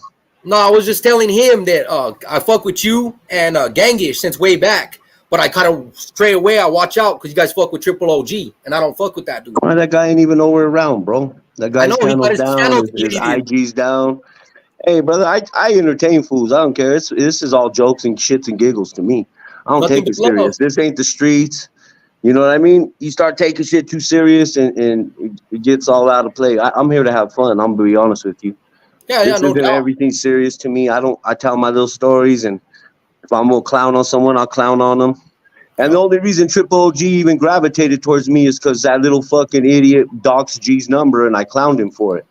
So that's the only reason me and that dude started rapping. But it's all good, homie. I care. I fuck around on this thing. I fuck with EBK and whoever. You know man, me too. It's all good. You know I'm cool with EBK. I jump around and fuck around. I'm just saying I don't put loyalties anywhere because you know everybody starts beefing. You seen EBK get into it with Chicano Tube. Chicano Tube get into it with ACP. Let me just let homie. So you know, because you fuck around with Cali channels. They're cool one day, beef. Cool one day, beef. And it's cool for, like you said, for fucking around for the show. But you also, I think, got to kind of stray away from that shit because it kind of does get serious. That one dude, Triple OG, got into it with Snoop's World. Remember that dude that tried to name himself after me after they started hating Snoop's World? A week after, he started calling him Cha-Cha and making videos of him. But he knew him personally. He makes videos on everybody, bro. I take it all with a grain of salt. It's funny. You remember Snoop's World? Snoop? No, I think you're the kid who went to jail. Yeah, he started talking shit to OG, and then a week later, his house got raided. And they don't know who. Everybody's saying Triple OG got his addy and called the cops on him. So it does get serious. And then also too, you know, you got Savage Low got murdered. Talking his like shit this, bro. online. Everybody knows my name on this thing. I don't try to hide who the fuck I am. Someone they want to call me a troll. I got my face is right here. My name is my name. Everyone knows it. I don't troll people, dog. I tell people. I never said you did. No, I got you, homie. That's cool. You know what I mean? That's cool. I understand. Yeah, I understand your stance. I watch out with people that fuck with that guy because me, the type of I'm just saying. I know it's all fun and games and shit, but I'm the type I look for certain character in people. Anyone that would fuck with a troll, I'll just be honest. Some of that stuff you said about SPM, bro, that shit wouldn't even fly in prison. That wouldn't fly, homie. I'll be honest with you. Someone would walk away from you or stab you for that shit. Just saying that. Like I said, I'm talking about. No, I know, and I watched the live. What you said, bro. I watched the live. Here's the thing, bro. That dude, if it walks like a duck, talks like a duck, it's a fucking duck, homie. His own son said that he knew his mom was 13 years old when he was fucking with her. I'm not arguing SPM. He's a weirdo. No, that's his son. That's what I'm saying. His chick now is 20 years old, 21 years old. So that just tells you, bro, he likes to fuck with younger chicks, bro. And then not to mention the 9-year-old, homie. That's weird, yeah, but he met him at a club, though. That's what I'm saying. And if I went into a club and went home with a girl, I wouldn't even go into a club if I thought that they weren't hiring people. But even after that, he was picking her up from her middle school, dog. Yeah, and they said that the mom knew that he was all old and was letting him pound her and whatever, dog. I mean, they're all sickos, but whatever. Like I said, dog, I don't care. To each their own. I could say I don't fuck with you because of that statement. You know what, brother? I don't care. That's on you, homie. I don't take this serious like in prison, homie. I don't take this all serious and it's to me, like I said, it's all shit and giggles, homie. I tell my little stories and that's it. I don't, You know what I mean? With that whole YouTube yard, that homie, like I said, I didn't ask for nobody to put me on that. I didn't ask for no one to put me as a lieutenant. I didn't say, hey, make me this. Dude nominated me, and I was like, all right, cool. All right, I ain't tripping. Big deal. Like it Like I hasn't said, even been mentioned since then. It's all shits and giggles, homie. It's just jokes, bro. And it started with the little gunner run. I knew that dude was fake from the first time I watched him. Homie talking about he took a 40 caliber to the back of the head. He was so fake. I saw EBK. I saw everybody defend that fool. And when I went they did until we started throwing subliminals and slapping them and shit and talking shit under the. But I saw all them same people talking shit, back him up. See, that's what I'm saying. I know, but that's just like you and dude could be friends. But if he starts throwing subliminals at you, homie, and eventually you're gonna say, all right, well, fuck that dude. And you've seen how quick everyone turned on him. Because he was throwing subliminals at dudes. He was sitting there running his mouth about cats on lives and shit and throwing subliminals without saying no names. To me, it's like, that's cool. I respect if you got the right, you got the balls to say the name, then that's fine. You know what's interesting about this whole thing is, bro, is like everywhere you go on YouTube, you have like these situations. Because like I was even in football communities, bro, where it's just everybody's one minute this and 1 minute that, and everybody's warring, and this is like YouTube is just built off that shit, man. That's how it is, bro. That's why I just do my own lane, though. That's why I don't be on people's shit. That's why I stop in. I'll say what's up. Like you'll see me now and then jump in EBK, jump in, say hey, what's up, show my respects, but I just dip out. I don't engage because I know that there's a lot of frivolous activity type shit between people. They just have fun, they fuck with each other, but not the same kind of fun I have. You know what I mean? Yeah. That's all. And I just told him, like I said, Seb, did I say anything disrespectful? At all? I've been watching, brother. I didn't. All I said, Mile High Hustle's cool, Gangish is cool, but I just don't fuck with people that they fuck with. Simple as that. You know what I mean? Yeah, I feel it, Rada. So I hold to my peace, you know. And it can be games, but it can be serious, you know. Said that dude got murdered. People have been locked up behind it, you know. What do you call that? Doxing and shit. It happens. It all depends you never know how serious someone could take your word. Like I could say fuck God today, and some weirdo that loves God to death could come looking for me. You know what I mean? Yeah. Or I could say fuck the devil, and somebody that loves God, you know what I mean? That a Satan worshiper could come and try to cut my head off. When you show your face to the world, it could be serious because you got chomos watching, you got murderers watching, you got people that aren't wired right. So as much as we want to play like it's a game, it's also could be very serious. I feel it, Rada. I feel what you're saying. I think it like this though too is see this is one thing I spoke on. My bad, I fat fingered that motherfucker. Like food. So if I'm cool with like two individuals and they start beefing, that was one thing I spoke upon, bro. Like I think people shouldn't expect individuals not to mess with these dudes because of they have beef, you guys have beef, and then you're like trying to pull somebody in on that side. Because I seen that shit too, is where it's like motherfuckers will be mad at each other, and I'm cool with both of these individuals, and now these motherfuckers both get mad at me because I have mutual relationships with these people on YouTube. You know what I'm saying? No. I'm finally got to a point now where I don't have to be on any team. I can jump in EBK and say what's up. That's cool. Good, and that's a good thing right there. And say what's up. I'm cool. I can jump on anybody, as far as I know, right now, and I'm cool. There's nobody I can jump on right now, and they'll say fuck Mike's World and block me out. As far as I know, we're all good. That's right where I like to be. But to be there, you got to tread lightly because if you hang out on one spot too much, people's like, oh, he's part of that team, and then you get a bunch of bullshit. People making videos, so I just kind of that's why I told you I jump around on my own thing and cruise through the YouTube streets, I guess you could call it. I even got Phoenix channels. I watch my Cactus channels, my Lonely Cactus. I fuck with Southwest channels, Colorado, Phoenix, and then some Cali, you know, not all of them, but I just jump around. But I very rarely get in lives or do lives because I notice that's where trolls prevail. That's where they get people to fight. That's where they look at people's backgrounds and drop addies and all that shit. No. That's just why I personally stray away. But I don't care who anyone fucks with. I really don't. Like I said, I know you used to be a wrench on Daniel Sizes channel.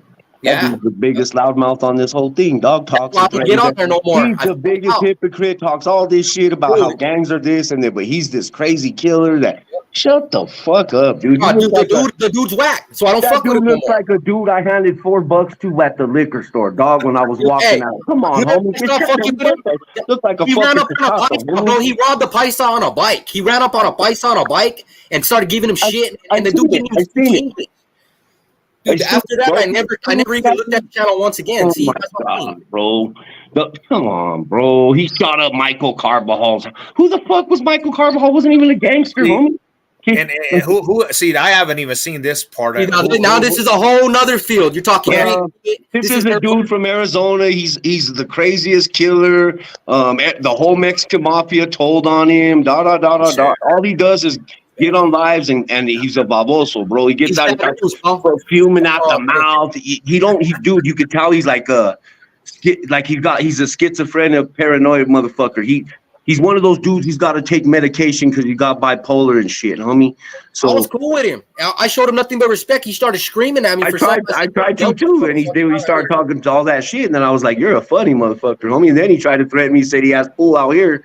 Let me know who I am. Told him my name and everything. I even told him by where I stay, homie. So that's right. That's right. He said something about he was coming out to get you in Colorado. He ain't gonna get shit, homie. That dude will get a fucking.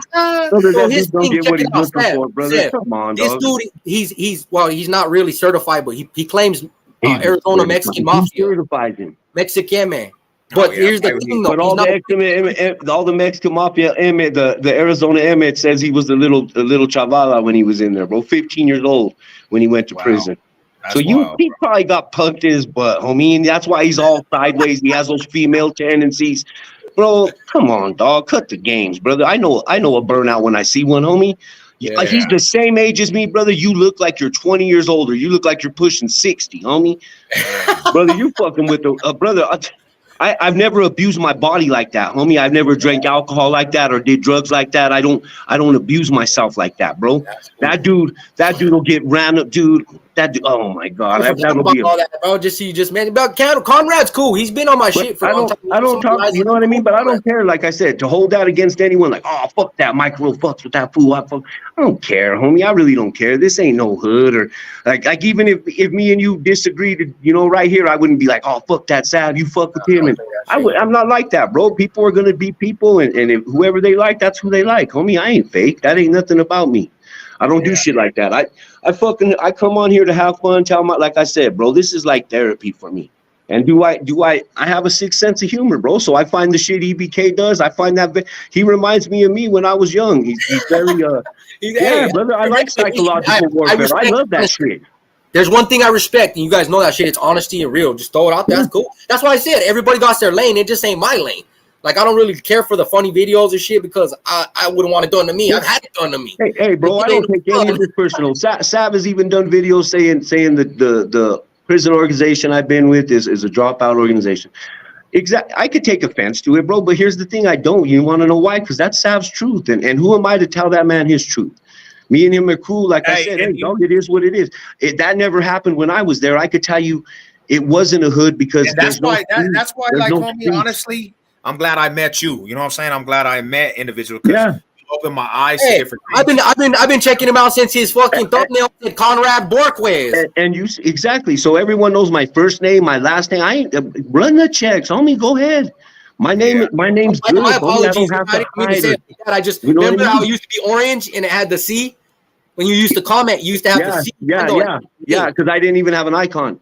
But I remember, brother. I still always looked up. I don't care. You know what I'm saying? Like Sav's a real one in my book, and I don't take offense to this shit, bro. Because you know what? All those stories have already been told. It's already happened, bro. And you know what I mean? Yeah. Hey, it's non-existent right now. Facts. That's the truth. But the fact of the matter is, I still have that tattoo on my back, and it's always going to be there till the day I die, brother. And like I said, I let the situation dictate I let the temperature of the room or the situation dictate anything. Like if someone ever had a problem with that tattoo, then I had to tell you that personally. I had to tell you that night, bro, personally, and I had to let you know because I didn't know if you seen the video. No, I've been watching you for a long time, but months before I ever started a YouTube channel, dog. I watched you for at least 8 months before I even thought of starting a YouTube channel. Same thing with Mike. I've watched him for 6 months before I even started. Honestly, you're the one that hit me up. It was either you or Genghis, bro. You guys are the one that linked me to Mike. They said he did a reaction video on your video, and I checked it out. That's when I came across Mike.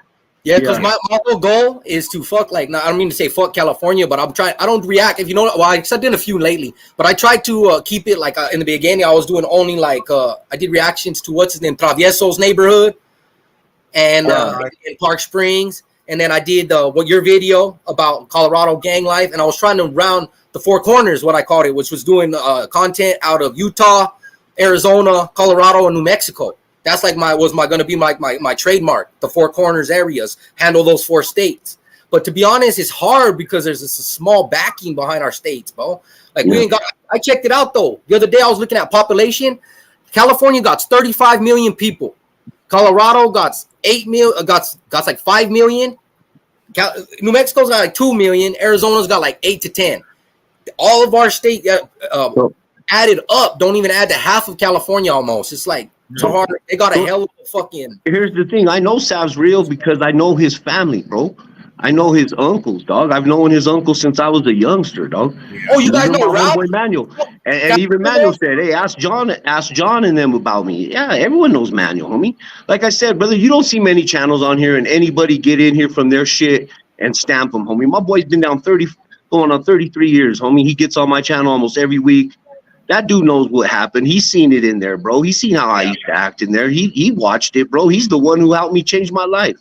But like I said, I don't. All that's all old news, homie. I tell those like little bullshit stories, but I don't put no sauce on them, homie. What happened is what happened, bro. Yeah. Like I said, my cousin didn't even make it out of that fucking place. He got killed, but that's part of the reason because he was acting like a damn fool.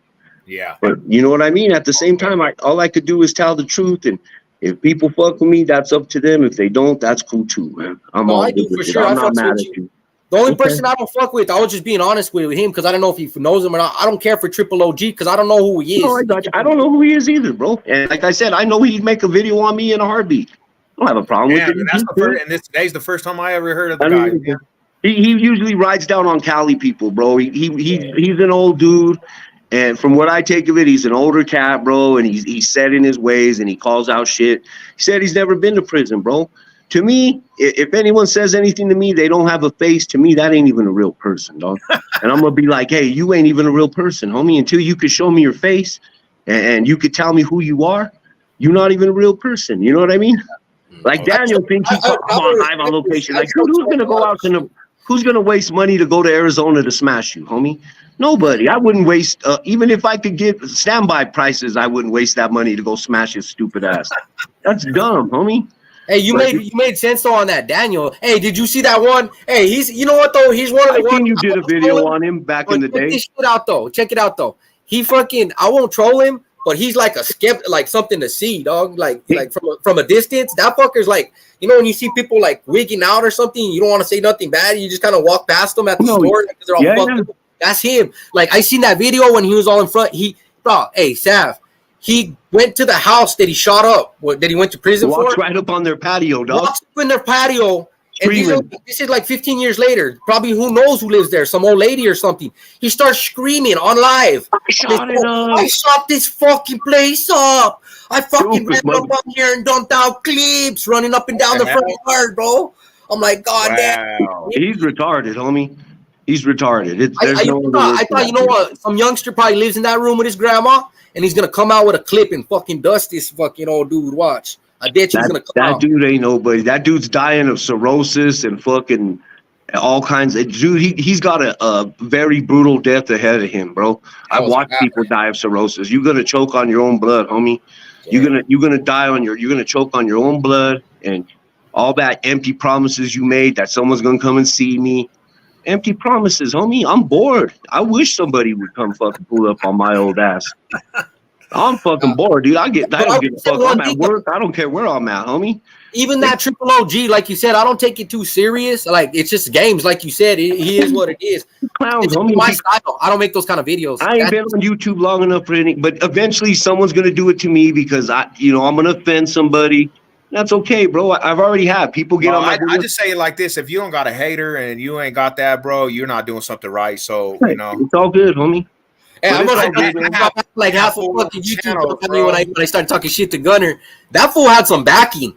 That day, you know what I didn't like? One of the things that threw me off. I thought I'm gonna keep it real with you, 100. I thought fucking Triple OG was Gunner because I made that night I got into an argument with them. Fuck, I knew it. 45 minutes later, bro, 2 videos, boom, boom, pop up from Triple OG. I knew it. I was like, because they always chat in the chat, hey, this, that. I knew he was going to come at me, and he did. So I thought, this is Gunner. A couple people. Well, that was the beginning of the end, though, dude. You were the first fight with them, and it showed how they were acting, and then eventually they offended the wrong people, bro, and everybody turned on them. And that's what happens, bro. When you start thinking you're high and mighty and better than people, and just talking down to people just because you have a bigger platform, something's wrong with you, homie. And I was just being respectful. I was just trying to speak my one thing about me. I'm just honest. And you were playing devil's advocate, and I seen it, bro. It's all good. I ain't tripping, dog. You spoke your mind about dude not getting a handout, and I understand, homie. Who cares, dog? I don't get serious about this. Like I said, I just seen Dubs get all stupid and drunk and going like, whatever, dude. Be careful what you do on here because everybody's watching, bro. You know what? I tell people this. The only reason that shit trended, well, I'm a nobody. I still am a nobody. The only reason that shit trended was because of his idiotic behavior. If he wouldn't have acted fucking out of pocket, started screaming, cursing, getting off his seat, doing something, coming back, doing something, and I was just sitting there chilling, if that wouldn't have went in that way, it wouldn't have been shit. It would have just been another funky guy.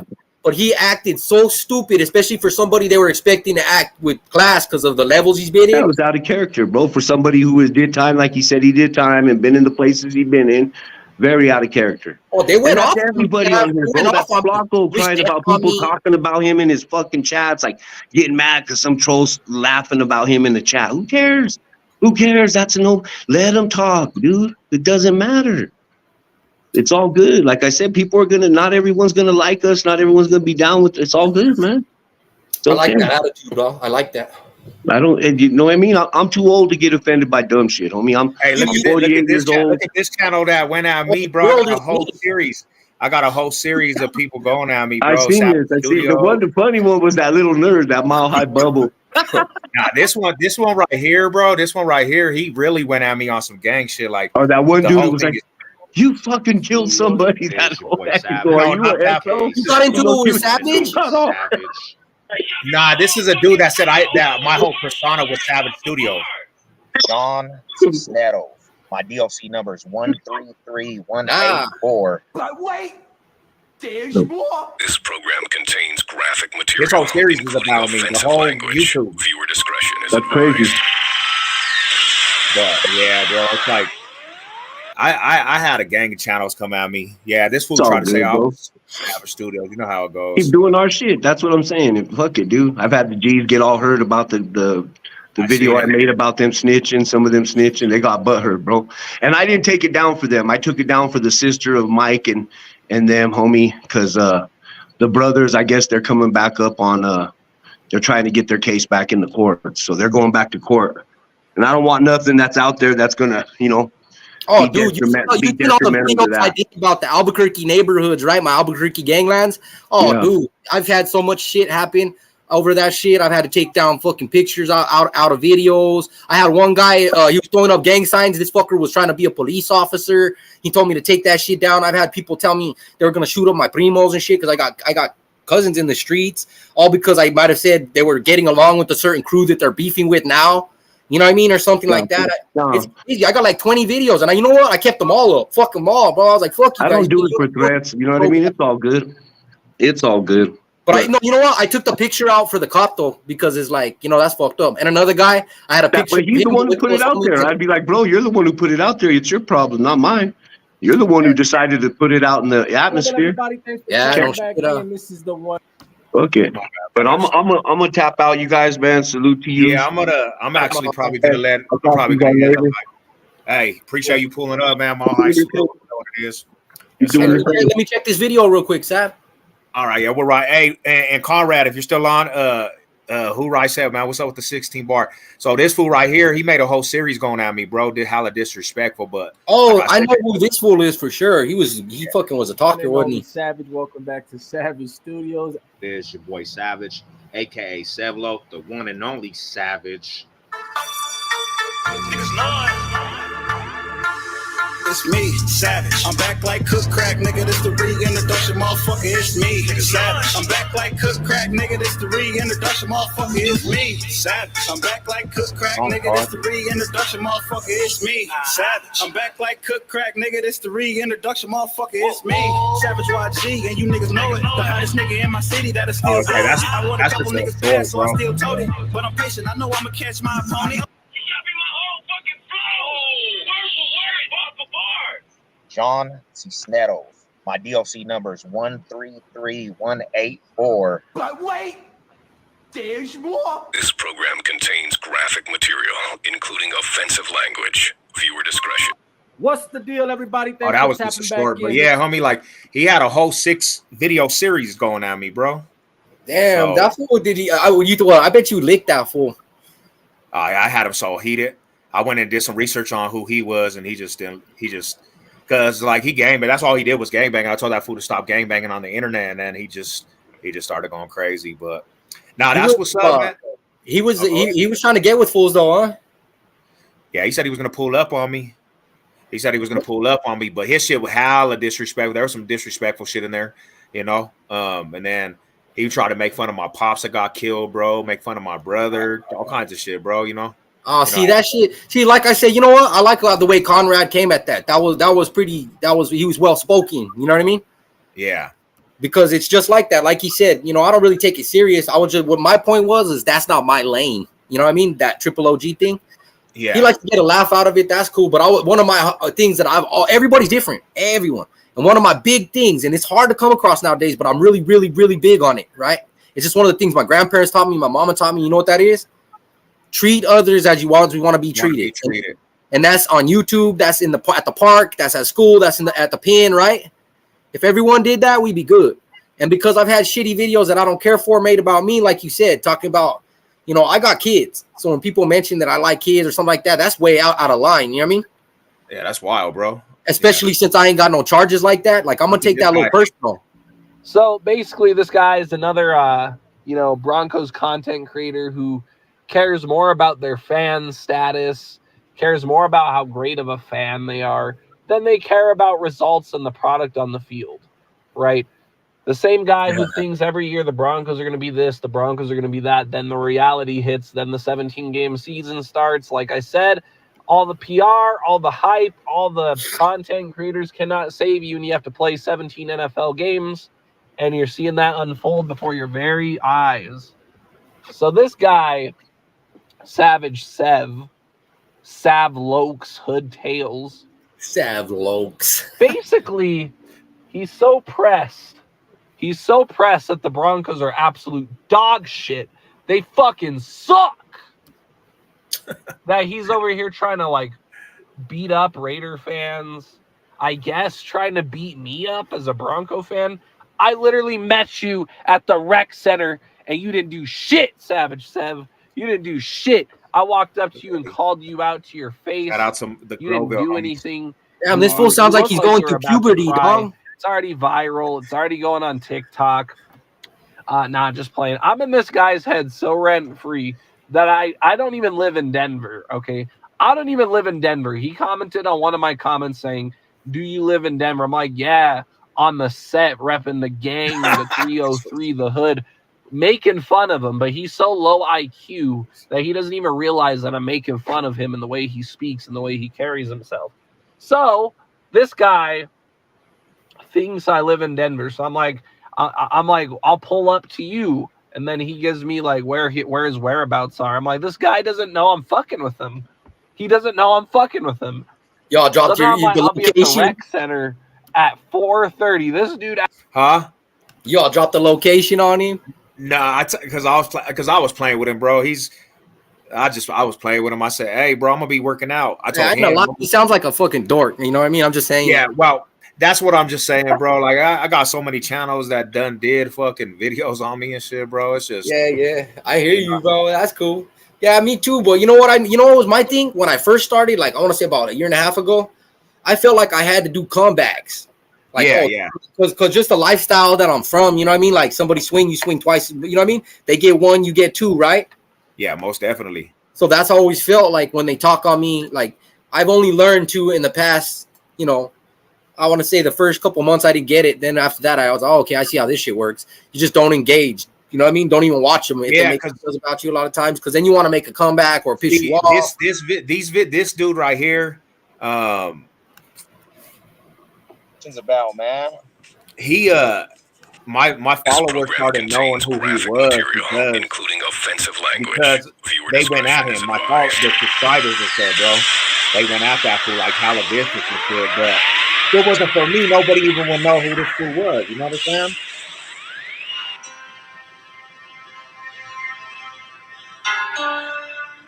Yeah, all right. Ooh. Yeah, bitch, that's our shit too.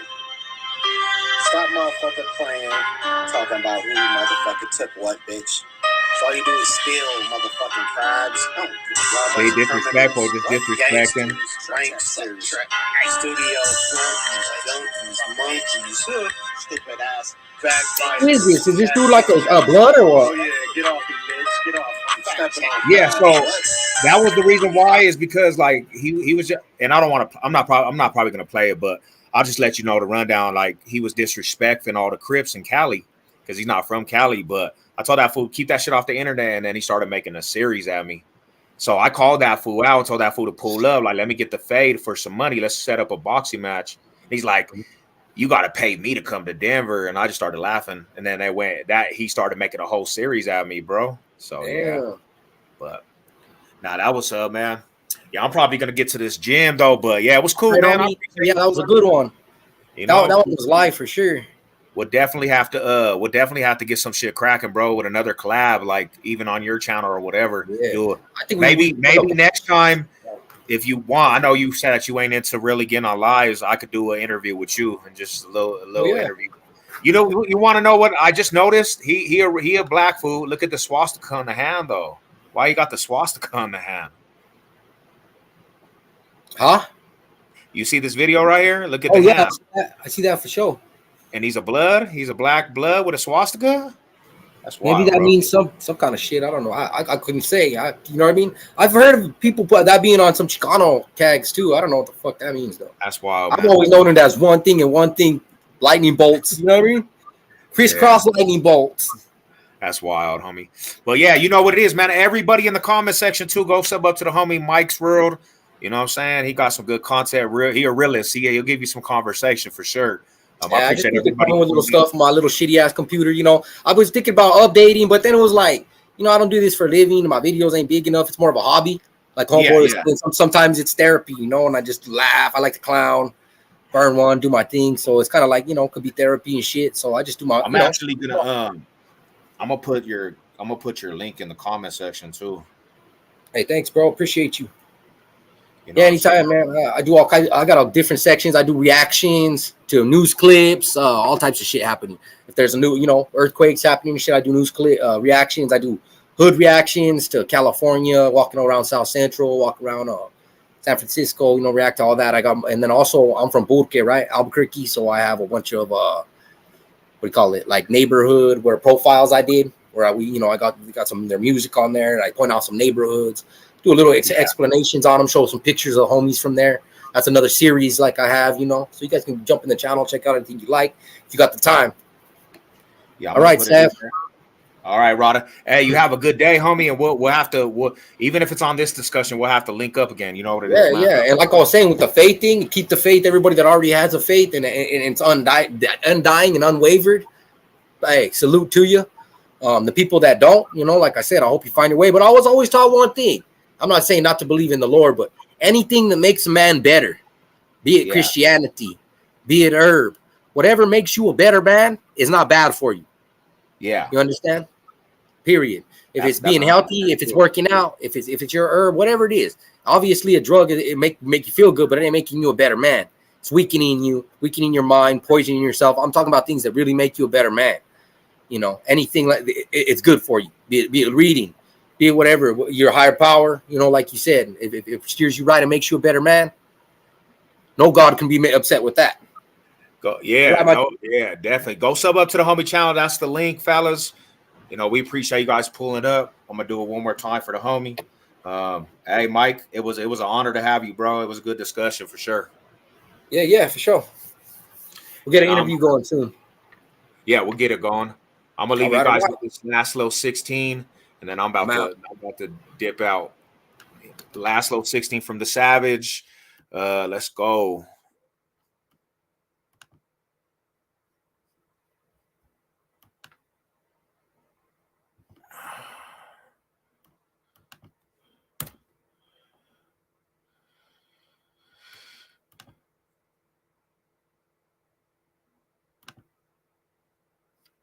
All right, boom.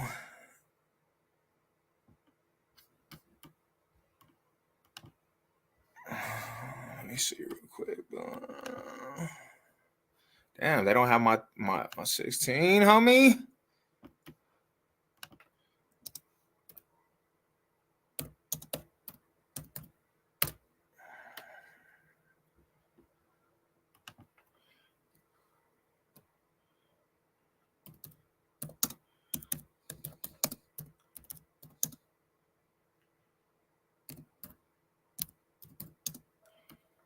All right, let's go. Boom. I'm gonna leave you guys with this, man. Hey, if you guys are doing your 16s too, man, get it in. I need some more of the homies to pull up, pull your shit in, man, before the February's ended. We're gonna get it, bro. Y'all be good. The young 16 bars, paper route or rapper hole. We're gonna let you know what's up with this.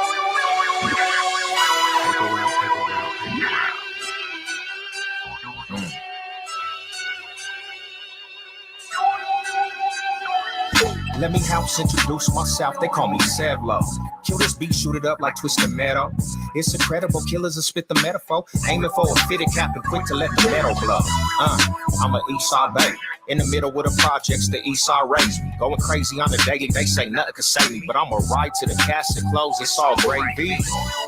Young batter swing up, you strike out your dream up. I'm picking that thing up the torch. The Colorado Kingdom, I do it for sport. I'm sick of you rappers that remind me of dorks. But walk around like you've been through the door of greatness. But what was your source? We made it, a rapper whole course. And this is my court. I'm balling on all of you fools that's in force. Nobody in the city fucking with my team.